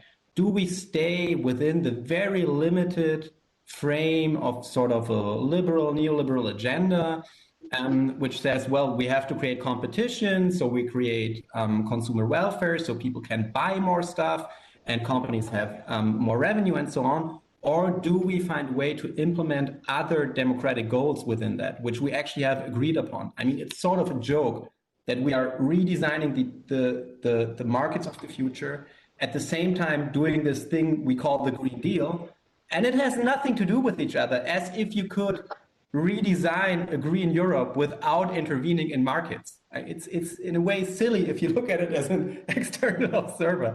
Sorry. Yeah, no, that's very, very, yeah. I mean, let's take it offline because there's personal issues. Okay, there is a question from Christiana that was posed already to previous speakers, but I thought it was more relevant for this moment. What do you think is the most important barrier to unblock the potential of data for the EU green transition? So what is it that keeps us from collecting, processing, and sharing data as you displayed it in your graph there? Kind of what are the barriers we should kind of first tackle? Well, I think as sort of an economic sociologist and so on, what I really see within, for example, Germany with its strong industrial base and so on, is that it touches on what you said, Elias, with the governance, the sharing of data between companies that you want to sort of enforce or enable. Those companies, industrial companies, for example, they do not really know under which circumstances sharing data is actually in their vital economic interests. They do not know. And actually, as we want to unlock innovation by sharing data, this is necessarily the case. They cannot know. If they knew before, there could not be innovation, right? Because innovation is new. And I think what is important to reflect on in that situation are the power asymmetries within this field and the examples we have of how those power asymmetries are used to push through certain interests. So I give you an example. One example is public transport companies in Germany. They, for example, share transport data with Google. So Google can make us users access public transport options through Google Maps. But then Google Maps doesn't share data the same way with those public companies. Those public companies, they want to, in certain cities like Berlin, they want to implement mobility as a service platforms, which are actually competitors to Google Maps. But they are forced to, it's really not in their interest to share the data, still they have to do it, right? So there are certain power asymmetries that are actually enforced that we might not want as citizens. So this is one example. Another example, if you look more at the industrial side of things, is what we are seeing right now is that certain frameworks for sharing data between companies are already being implemented. SAP, for example, is working on the next generation ERP, which is supposed to gather all the ecological impact data and display it and gather it and run it not only within a company, but through the whole value chain of this company. This, of course, means building bigger sort of digital networks which gather this data. And where do they come together? They come together at the central piece of that value chain. So if you look at something like the Volkswagen Industrial Cloud, for example, a collaboration with Amazon, I think no one really knows what it will be the effect, but I think what we can sort of expect that it will massively strengthen the power of those big companies over their value chains, over the suppliers, over the SMEs and so on. So then again, it is not in the interest of the SMEs, they think quite correctly, to share any of their data. And one has to find at least that would be the basic point I want to make, ways to implement neutral intermediaries who sort of find ways to have a stakeholder-oriented approach to then distribute data, and so on. So all the varying interests within this field are being, yeah.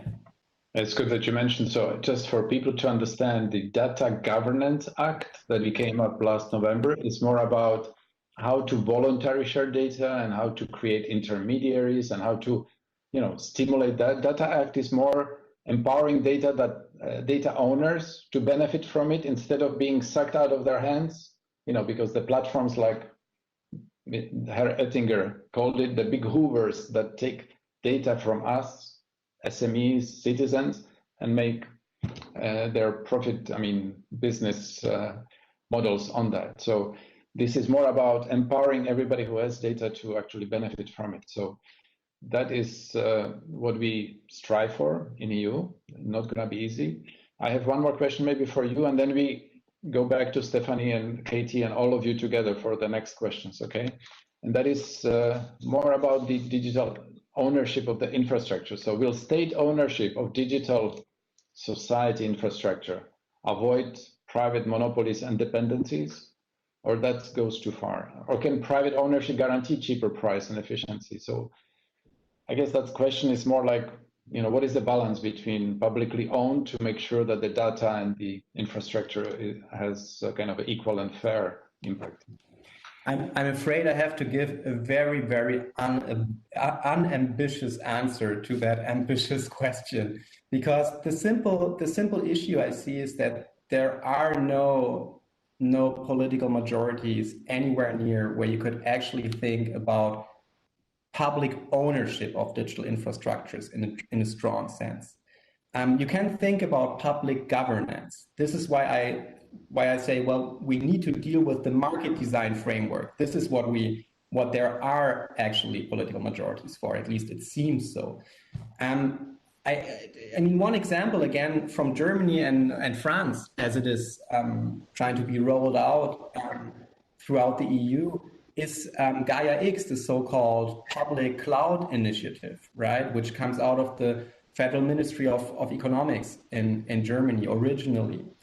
And certain people, certain observers of this field, like myself, when this was launched as an idea, we thought, well, this is the type of the public cloud run by public agents, public companies, something like that. What it turns out to be is a governance framework to sort of strengthen certain European companies in their competition with certain other companies from the US and other world regions, which I think is okay, but it's not the same thing as a public run digital infrastructure. So again, if you look at the Anglo-Saxon, Anglo-American discourse around these issues, what the basic frame of reference is governing as a utility. This is what we are sort of driving towards within the EU, and I think it is, under the circumstances we're having, it is the right choice to make. Yeah, we're getting a little bit into technical issues because we have the European Cloud Federation and all these things that will come out now. So we will, as EC, promote this kind of governance and middleware and software package for SMEs so they can actually get benefit from sharing and having access to data and all that stuff. But let's open the discussion now. So I welcome Katie and Stephanie, if you want to maybe turn your cameras back on. I don't know. There are some questions from Anonymous, like, do you know of any resources about citizen participation? So people say, so what can I do? Where can I hook up? They can definitely email you to do these things, but if you have any easy answers to that. I really don't. I think that the whole infrastructure of the public people being able to become engaged in government processes is very, very lacking. And it sort of, that question, it speaks to what has come up in the discussion between the idea of individual action versus systemic change. And so I spend a lot of time trying to dispel this idea that they're these two separate things. They're all kind of all happening together. And often, an individual action is actually influencing the government to create systemic change. And a lot of environmental NGOs work on that. I mean, I think you just need to look at every single environmental not-for-profit that's working locally and then see what they're doing. I know the Sierra Club here in California has an active campaign to try and get people to communicate with their local governments to try and get them to encourage policy to get rid of coal and natural gas. But that's something that's just happening here. You'll have to just look around. But usually it's the environmental not-for-profits that seem to be the ones that are into activating individual citizens into contacting politicians. That's the realm that they work on when it comes to individual change, where it might be more like the city and the utility that are the ones who are trying to get you to actually install all the insulation and, swap your car over. I don't know, Stephanie, would you? Yeah, I mean, I don't have any straightforward answers. I can say that our experience from the project which I presented today is that everybody has a reason to care about issues. It's just that they have different reasons, and therefore the action they might take is different. I know that sounds like an excuse, but actually I think it's true. I think that when you're talking about technology, in this case, some of the examples I gave, some people might be really moved by the kinds of issues that Philip was bringing up in terms of, what is the possibility here, and is this fair, and what are the systems that we have, and other people might be so uninterested in that and really interested in something much more along the kinds of things that Katie presented. So I feel like there's never one-stop shop or one size solution. I do think what's changed though is in the environmental movement, at least from a more civil society activist point of view, is there's a definite shift, and also I think definitely in the US, but I think it will come to Europe as well, is a movement away from thinking that citizens are actually responsible and understanding that, yes, it's important that we have momentum and we have motivation and we care about these issues and we have a stake in it. As Katie was just saying, sometimes it's, how people talk about these issues or how they act on these issues that creates change. So I'm not suggesting that citizens aren't important. But I think the shift is moving towards the industries, to the manufacturing, to the infrastructure, to the more systemic change that needs to happen. And if you don't have that, actually kind of blaming citizens is really not sufficient. And I think you brought that up at the beginning, yes. Yeah, we have to move past that. And that doesn't mean we have to throw out citizen engagement, but that means we have to be much more realistic about what it can achieve, right? It can't create change, it can create momentum. Those are two different things, I think. I'm not sure if I caught the question in the right way, but I think the person asking was looking for where can I go to sort of engage. And I'd say, well, of course, there are a lot of civic society groups that you can engage with. There's something like Algorithm Watch within Germany, and now sort of streaming out to Europe. There is the Bits and Bäume movement, which has local groups in many cities. So there are places to actually engage, of course. Yeah, there is a climate pact by DG Climate that my colleagues launched, where individuals can be the champions. So if somebody wants to really engage, we can write to us and we'll try to discuss. So what Stephanie was saying is what I said in the beginning, because Catherine Hayhoe unfortunately couldn't join us today. I don't know if you know her. And she, in one of her speeches, she actually said that you as consumers, if you do everything right, it would have impact about 15 to 20% of total GHGs. So the consumers alone, just making their little changes every day, maybe not directly, if the system cannot provide for what you want to do, just within today's framework, it would be limited. But there is the indirect effect, and that's what Katie was saying, that we can push, and making the drive of the market, and what Philip was talking about. You can drive the market actually more than just choosing something within the frame of today's world. And we will see more of that on Friday, because the youth is not limited with, we are kind of conditioned the way we grew up, of buying things and having new things. And the culture of younger generations is that they don't care about ownership. They don't care about having a car if they have a mobility and they go Uber and just transport them where they want to go anytime. So they have different frame of references. And we will have also a presentation how to change radically. If you want to change radically people, or if you really want to make the change, you need to go through a play. You need to do it in a different way than orthologic explanations. Because I was working 20 years in healthcare, and just orthological explanation that drinking and smoking and drugs are not good for you had a limited effect. So you see, changing people's behavior is really difficult. The world of healthcare knows what doesn't work. We could learn from that and see in the world of environment how to avoid pitfalls, at least. So, and still nobody has the magic trick. Huh? In green, in the environment world, what I see is more motivating. It's not so much about us, because people care more about the loved ones than about themselves. So in healthcare, it was about my health. Yeah, people didn't care much because they wanted to live few and good years and having fun, smoking and drinking and whatever. Now, when it comes to our kids and our loved ones, people are more motivated, or intrinsically already, but still don't know what to do. So providing the information that Katie was talking about, and providing visualize and kind of making it simple, like Stephanie was talking about, is really way to go. And then translating all that into systemic change, and that's what Stephanie was asking, what Philip was trying to explain, that it can add up to social economic impact. Okay. So there is a question that maybe more for Stephanie to start with. The way issues are framed in journalism in terms of problem solutions and levels of responsibility is the key. Should we kind of change our narratives from science-based and to kind of facts and figures and science to more understandable language for people to engage them better? Yeah, absolutely. I mean, there's a place for everything. Sometimes you need that. Sometimes you need the science-based language, and you need the details, the facts, or the evidence. I think at other times you need stories, or you need, I don't know, puzzles to solve, or investigations. You know, I think there's lots and lots of other ways of engaging with these topics. And I guess what we're trying to experiment with is where are the edges of those forms of engagement, and how else can you do it? And I would say not only for citizens, what I just wanted to highlight again that I mentioned, but it also links to Philip's talk a bit more, is what we found is really interesting is there are so many people who now get touched by these issues who don't necessarily understand them fully and are not necessarily experts, but have to work on these issues every day. So it could be people in companies, it could be people in government. You know, not everybody has spent 10 years studying this. Some people need to get to terms with the issues and make decisions about them very quickly.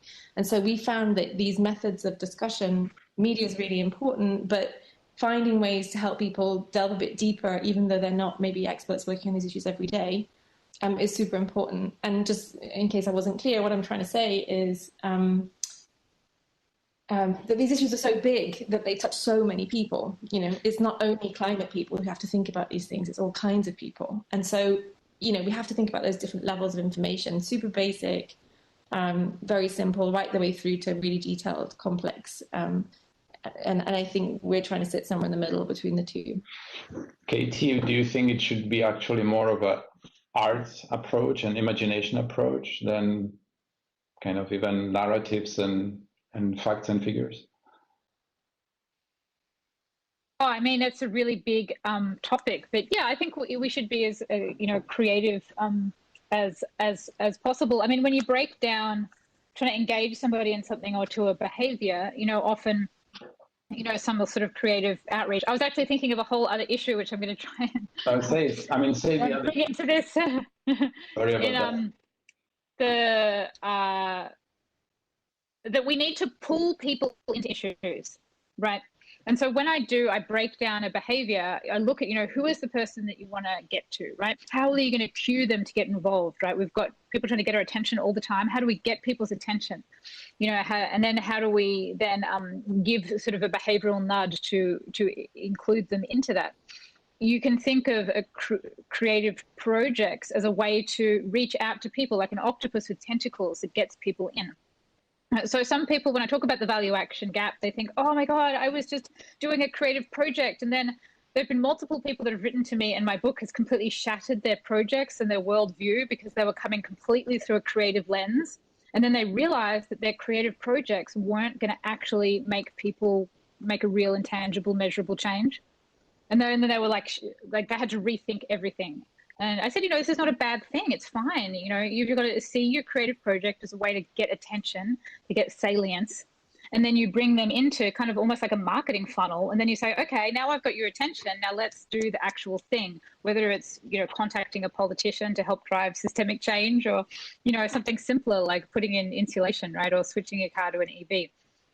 So we can kind of see it, the creative work as a continuum to that. But what I was just thinking of in terms of the overall discussion, which is just trying to kind of dispel this system versus individual kind of dichotomy that we tend to see things in, is that so something like climate change, governments keep coming up with the problem of carbon taxes getting rejected. One of the most efficient ways, you think, if we actually made carbon emissions perhaps like illegal through, not illegal, what I'm trying to say is offset. So we had mandatory carbon offsets that every time there's carbon emissions, you just have to pay whatever the market is for, the various carbon offset programs, or a price that was commensurate, the price that was strong enough that would actually drive the innovation we need.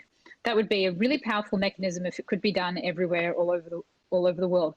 But people don't like taxes. They don't want to have to pay for anything.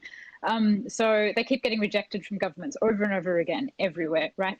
So one of the most powerful systemic changes we can have happen keeps getting rejected because individual people won't accept it. So when we're looking at individual actions, I mean, some of them are small things like changing lights, but actually being so open to environmental change, both emotionally, also behaviorally. If you're like, yeah, okay, I don't mind if the price of carbon goes up because I'm totally down to do all of the low carbon behaviors, both in my business, in my personal life. I'm happy to work in an industry that's not carbon intensive. So if the price of these things goes up, I'm happy to not use them as much as possible, and I'm happy to vote on that. So the behaviors lead into these bigger changes. And if we can't get people individually on board with both behaviors and thinking about the bigger picture, the governments aren't going to be able to bring forth the big changes that we need to have happen. And I think that's just really seeing how those things fit together is really kind of the central glue to seeing the relationship between individual psychology and between the whole system. Thanks. Yes, there is actually Urian who will be speaking. This is the guy that will talk about the gamification on Friday. And he thinks that I think we should involve people more to solve the problem. So let's design for problem-solving environments. So let's try to give people's voice in the solving the problem than designing for a solution. So Urian, maybe you wanna, if you wanna follow up on it, but anybody that has any experience of involving people in designing, I know what he's trying to say because he works also on healthcare, and there were kind of very sophisticated problems that people had in molecular biology. They translated it into games, kind of an easier problem for people to see because they had a protein folding and they just chopped it into pieces and let a lot of like million people work on a limited piece of a puzzle, coming up with solutions and then kind of integrated it together. So could we kind of design mega projects where people take action to solve some of these problems, create an environment where they can participate in designing? Or do you know of any kind of engagement environments where people can actually propose ideas and go for it and try and test it, trial error type of things? I mean, I think that protein folding example is a really fun and wonderful example. I mean, I haven't really seen anything like that in regards to sustainability because that process, that was all within a computer. The thing is with the environment, the people who are really into technology find it hard to come to terms with, is that sustainability is all in the physical world. It's compost bins and the way buildings are built. And, it's like lights and bridges and stormwater drains. It's a lot of like really grisly real life stuff. And you can only do so much with an app, or a Chrome extension. And I build apps, but they're very limited in what you can, if you're not getting people to do stuff, real physical matter, grisly stuff, it's not so much going to work. But I think the general theory of that's why I'm so fascinated by the theory of mandatory disclosure of data, because you can have policies in place where you just very specifically tell people what to do. Like you need to have windows that are facing this way and they have to be this thickness, and the eaves need to be this, there's a lot of very prescriptive government policy in regards to green design that doesn't always work, or maybe it's not popular and so it gets rejected when it's trying to get through. But when you have if you consider mandatory disclosure as like a thread of data, this is why I'm excited about this idea of putting CO2 public screens on the street. is that you're not really telling people like what they have to do. It's like a Kaizen principle of constant iteration. You're like, well, here's the numbers in real time. Now, everybody just try and iterate on how to get these numbers down. Let's all just try and figure out all the many, many ways to get these numbers down. And when you've got the data, in theory, it's all real time. It's really available. Everybody can see it. You can help encouraging this almost like a crowdsourcing Kaizen of constant iteration to get the numbers down, rather than just, which is a very different process to just being like, here's 10 things that you need to do. And we're not going to give you any data or any feedback loop. We just hope that you'll do these 10 things. Anybody else? There's another question on UAL. I can just quickly say, I think the collaborative process is super important. And I think that's what I was trying to say about the spaces we're trying to create for discussion and debate, because I think that is part of problem solving together. I think it's not about shying away from the fact that these are difficult problems or assuming that people can't handle it. I think that people want to have those discussions, and sometimes they even want to help with solving the problem. So yeah, whilst I don't know many examples that have been, as Katie was saying, like that have been really successful in that, I do think it can be a way of working even, or process. And the work we do, for example, with youth now, we do co-development workshops. So with those, we're actually often starting with a framework and then having young people co-develop even what the questions are to begin with, and looking for solutions. And then looking at how can we help young people think about design a solution. So how can we close the gap between design and policy ultimately, by kind of having people involved in the discussion and letting them set the agenda and help them look for questions and answers. I mean, it's not quite the same thing, but I think it's a really important part of the process. And without that, you sometimes just looking for the wrong answers, actually, because you're just making a lot of assumptions about what we really need. So before we go to the next question, I don't know if you can see it, and you can actually click on the link that Minda has posted on the Creative Computing Institute that is working on projects. I would like to remind all the viewers that if you actually participate in 7 sessions like today, you get a diploma, Connect University Summer School diploma. Okay, so many of you I've seen already in other sessions I moderated, so there are, I'm sure, many candidates for that. To remind you, and there was a question, there was actually a point, this morning there was a session on disinformation. And so if you want to really see the material that was discussed there, you're welcome to look at it once it's on our website. I wanted to just say that there is a big asymmetry between somebody stating something. So how do I say that?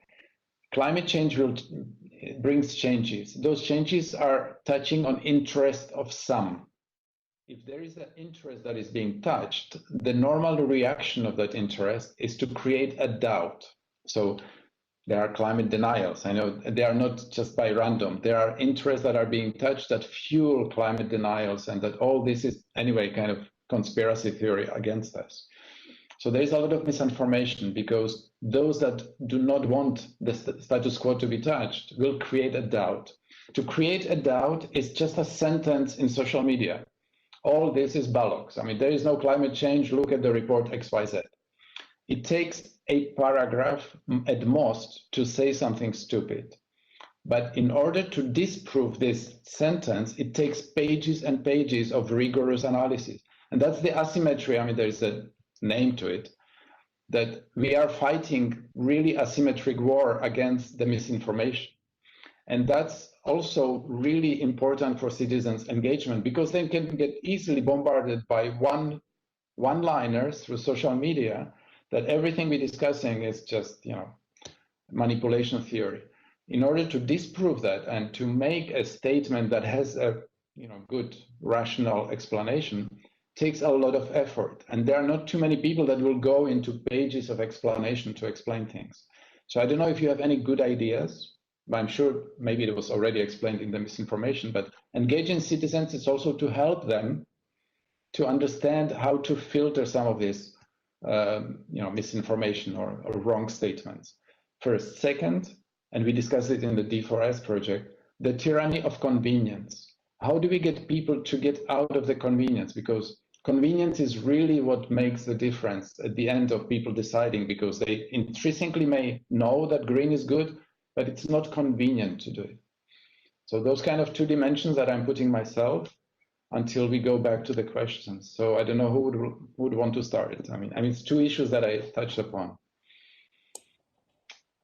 Katie or Philip, yeah, go ahead. Elias, are we getting kicked out at 5:15 or this is going on? I mean, 5:30 is the okay. Out, yes. Yeah, so let me just say a few things about, like, say, the last 3-4 comments, because I feel like there is a part of it that we simply didn't discuss, which at least I sort of heard within those questions. I think there is an assumption we are making within this panel, or at least we have been making, is that citizens want solutions and they want to be part of solutions. And that's not entirely wrong, but it's also only part of the story. And maybe I'm sort of the exception in this panel. Let me play the old European sociologist for a second, okay? What we're trying to say, I think, or at least what the suggestion was, is that people want solutions, and those solutions need to be quantifiable, right? And so when we do not want the government to govern us by numbers, then we should learn to govern ourselves by numbers. And again, if this creates outcomes, it's not entirely bad and so on. But if you look at it from a more sort of political sociology type of perspective, this is what we used to call technocracy, right? There is a strong contradiction of that sort of perspective with the idea of sort of individual and collective freedom. I think the EU as well stands for. And this brings me back to the first question. It started this turnus of discussion that we are having right now, which was on the change of the narrative. And I think what we also have to think about is not persuade and educate and then make people govern themselves by numbers within the social classes that are already convinced that there is a problem. But we need to look at the whole framework of social problems we're having in liberal democracies at this point in time. And what you see then in all the sociological studies of the electorate, put very bluntly, is that there is a huge chunk of the electorate which is sort of caught in a homeless type of anti-capitalism.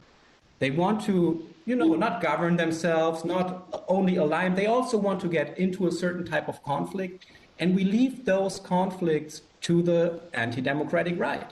This is the Trump phenomenon. And actually, if you look at the US and you look at the Biden administration, what you see is they try to capture this sort of homeless anti-capitalism, let I just call it like that metaphorically, okay, and bring it in touch with the climate movement. Create infrastructure which creates good jobs, which is against certain big companies and so on, sort of an anti-capitalist, anti-monopolism. This is the type of stuff we really need to think about as well if we think about the majority of the people within liberal democracy, and not only those who, want to have better tools to sort of live the better life they've already decided that it is the right one to live.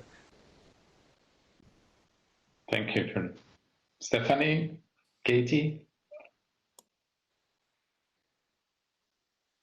I don't know if I can respond to Philip. I think I would just say that our work is about political framing of understanding how you live with technology. So I can only agree with what Philip said, meaning that we're trying to actually connect technology to social and political issues, not pretending it's a separate space. We're actually trying to merge them. So I would only agree.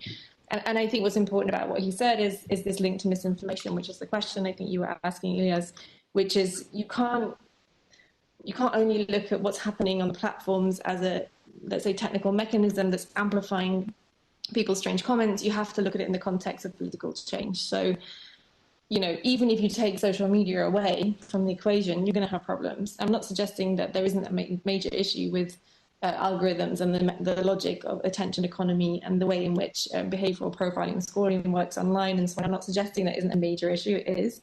But the idea that we took away social media and then we don't have climate change deniers or we don't have conspiracy theories or something is not true. So I think we have to kind of always bring the political analysis to looking at the technology. Otherwise, we're kind of wasting our time. And we, in our work anyway, we always see technology as a mirror of society. That's how we see it. So it's just an amplification or sometimes, you know, a major amplification of what's happening in the real world, but we see it as a mirror. And I think that's the best way of understanding technology. It's quite different than the work that Katie's doing, which is more, I would say, motivational optimistic, which I think is important that that work happens and there's a space for that. But you have to also look at the critical side of things. And if you don't do that, you might do something like pretend there's no such thing as misinformation.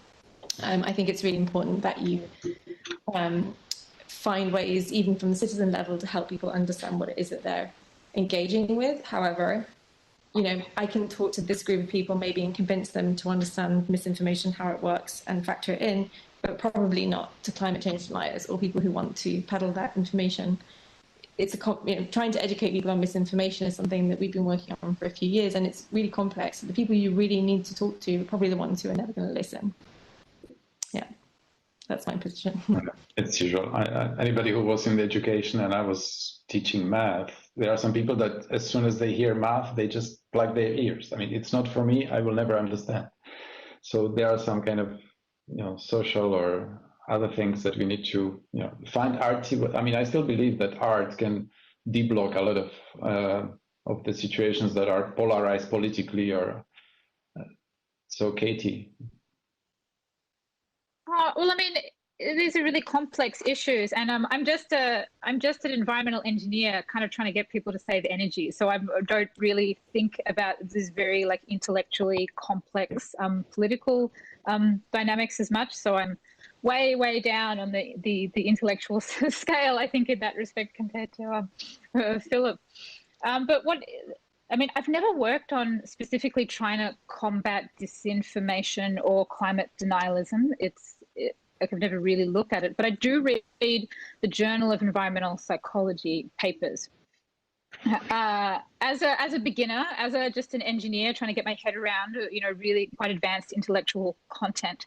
But I make the effort to try and understand it, and it's really fascinating. So two things is, one, that there's a lot of studies that come out around that. Now, I usually bypass those studies and go straight to the ones that are about data, but people are constantly studying this issue of like different people's like, you know, sociocultural backgrounds and their kind of psychographics, and the psychology goes into all of these depths of trying to psychoanalyze people and their respect to, you know, their attitudes towards climate change. So if you're interested in it, the Journal of Environmental Psychology is publishing papers on this stuff all the time. There's always an article on this. And the second thing that I wanted to bring up is this idea of like social influence. There's this idea that people just bring on knowledge based on the objective facts of the knowledge, that if you just, you know, climate change is like a factual evidence or whatever, so you will just believe it, that people believe things and they follow things based on copying the behaviors of people around them.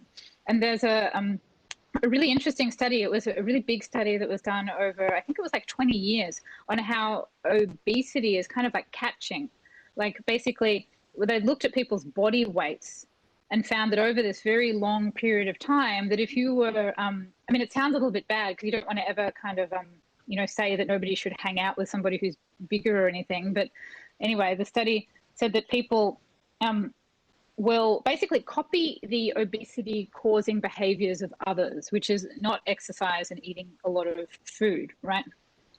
So they looked at all of this, these networks of people, and found that the lesser body fat people kind of hung out together, and the bigger body fat people hung out together, and they kind of like copied the behaviors over years. So anyway, it was kind of basically a study just showing that behaviors are catching, and we copy the behaviors of others around them, and we adopt belief systems based on the people around us. So, and when this comes back down to climate change, you know, it's really like the power in social influence. Like you have a connection of people around you, of friends and colleagues, and you are constantly influencing them all the time. And I'm interviewing someone who studies this specifically to do with climate change in my podcast, so I'm really interested to dive into this issue more when I interview him.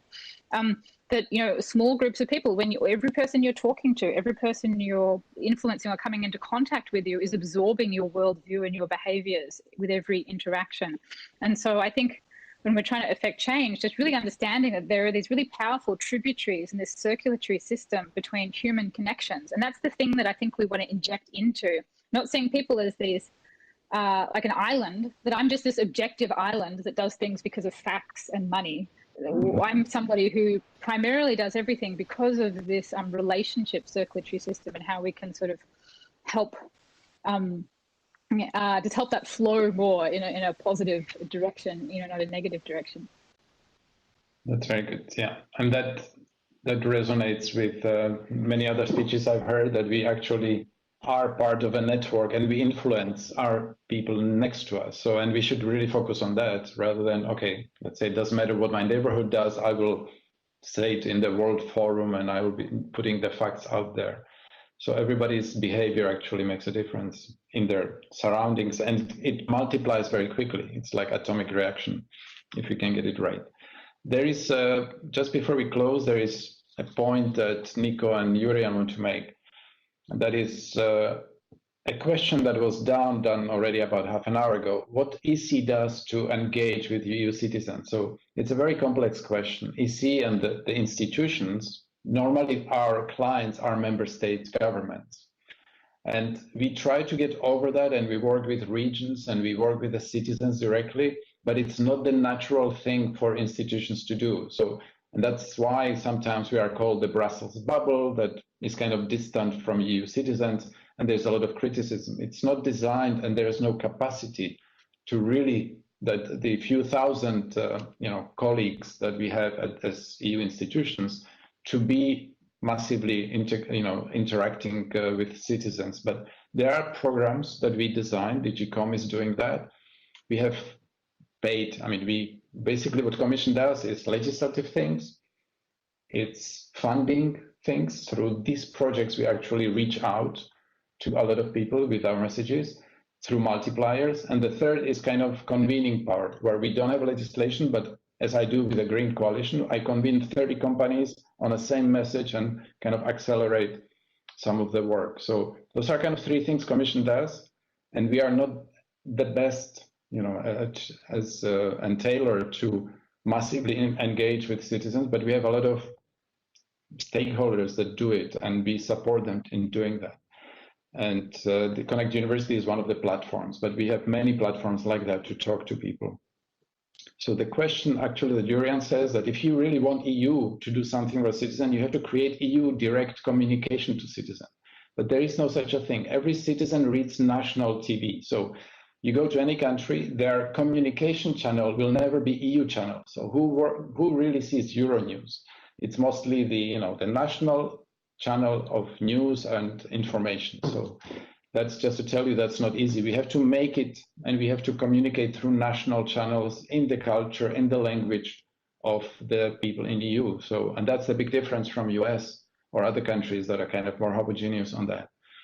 And there is one question, I don't want to open that discussion again, about deniers and what digital can do to fight the deniers. We, I think, discussed that already. So I think it's a time to wrap it up. And thank you, thank you, thank you. Three of you, each of you, big thank you to all of you.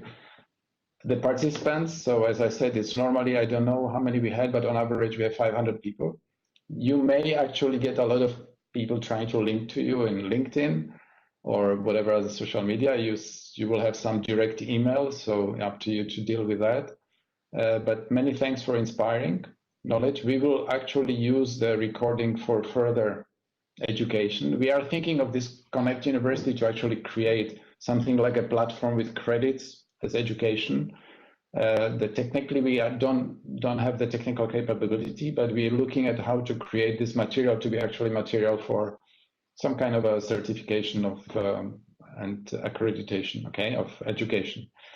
So we have 2 minutes. If everybody can have 1 minute, something you wanted to say and you didn't have a chance as a last kind of a take-home message. Katie? Yeah, can I put the seed into the European Commission to help get better data APIs from carbon from electricity, natural gas, and petroleum, because I want to make a real-time digital display out on the street that shows the numbers in real time, that's geographically granular, and I can't get it. So I'm trying to just slowly, quietly kind of lobby the industries to actually put out this data. It's all in a not a very good usable form. And I think once I can get this data, we can do really, that will supercharge or be the skeleton of any of this this data influence. Katie, that's design. very good. Can you put it in writing? Because that will help me to my push to the legislation that we are working on, okay? Can you send it to me in writing? Yes. Very good. Stephanie? I'm not going to take any time, but I'll just say thanks for inviting us. And it's true that the three presentations are totally different approaches and ways of thinking and so on, but actually I think there's a lot between them, and thanks for the ability to think about that across different spaces. Yeah, I mean, that was a design that we actually wanted to hit it from three different angles that people normally don't associate with. Philip? Thanks, everybody. It was an interesting conversation, I think. Yeah, and then we have a lot of thank you from participants. So you did really well. If I pronounce the name well, is Boyega is asking what we're going to do at COP26. I don't know how many of you will be there, but digital, we're fighting, as I'm personally trying to make sure that digital is present at the COP26 and hopefully in the emissions gap report as of next year, which is the Bible of the COPs, you know. So we actually had a discussion already today with UN, UNFCCC, and others to make sure that digital starts becoming the topic of COP in the future. So thank you very much. Thanks to everybody, and see you tomorrow in another session of Connect University. Bye-bye.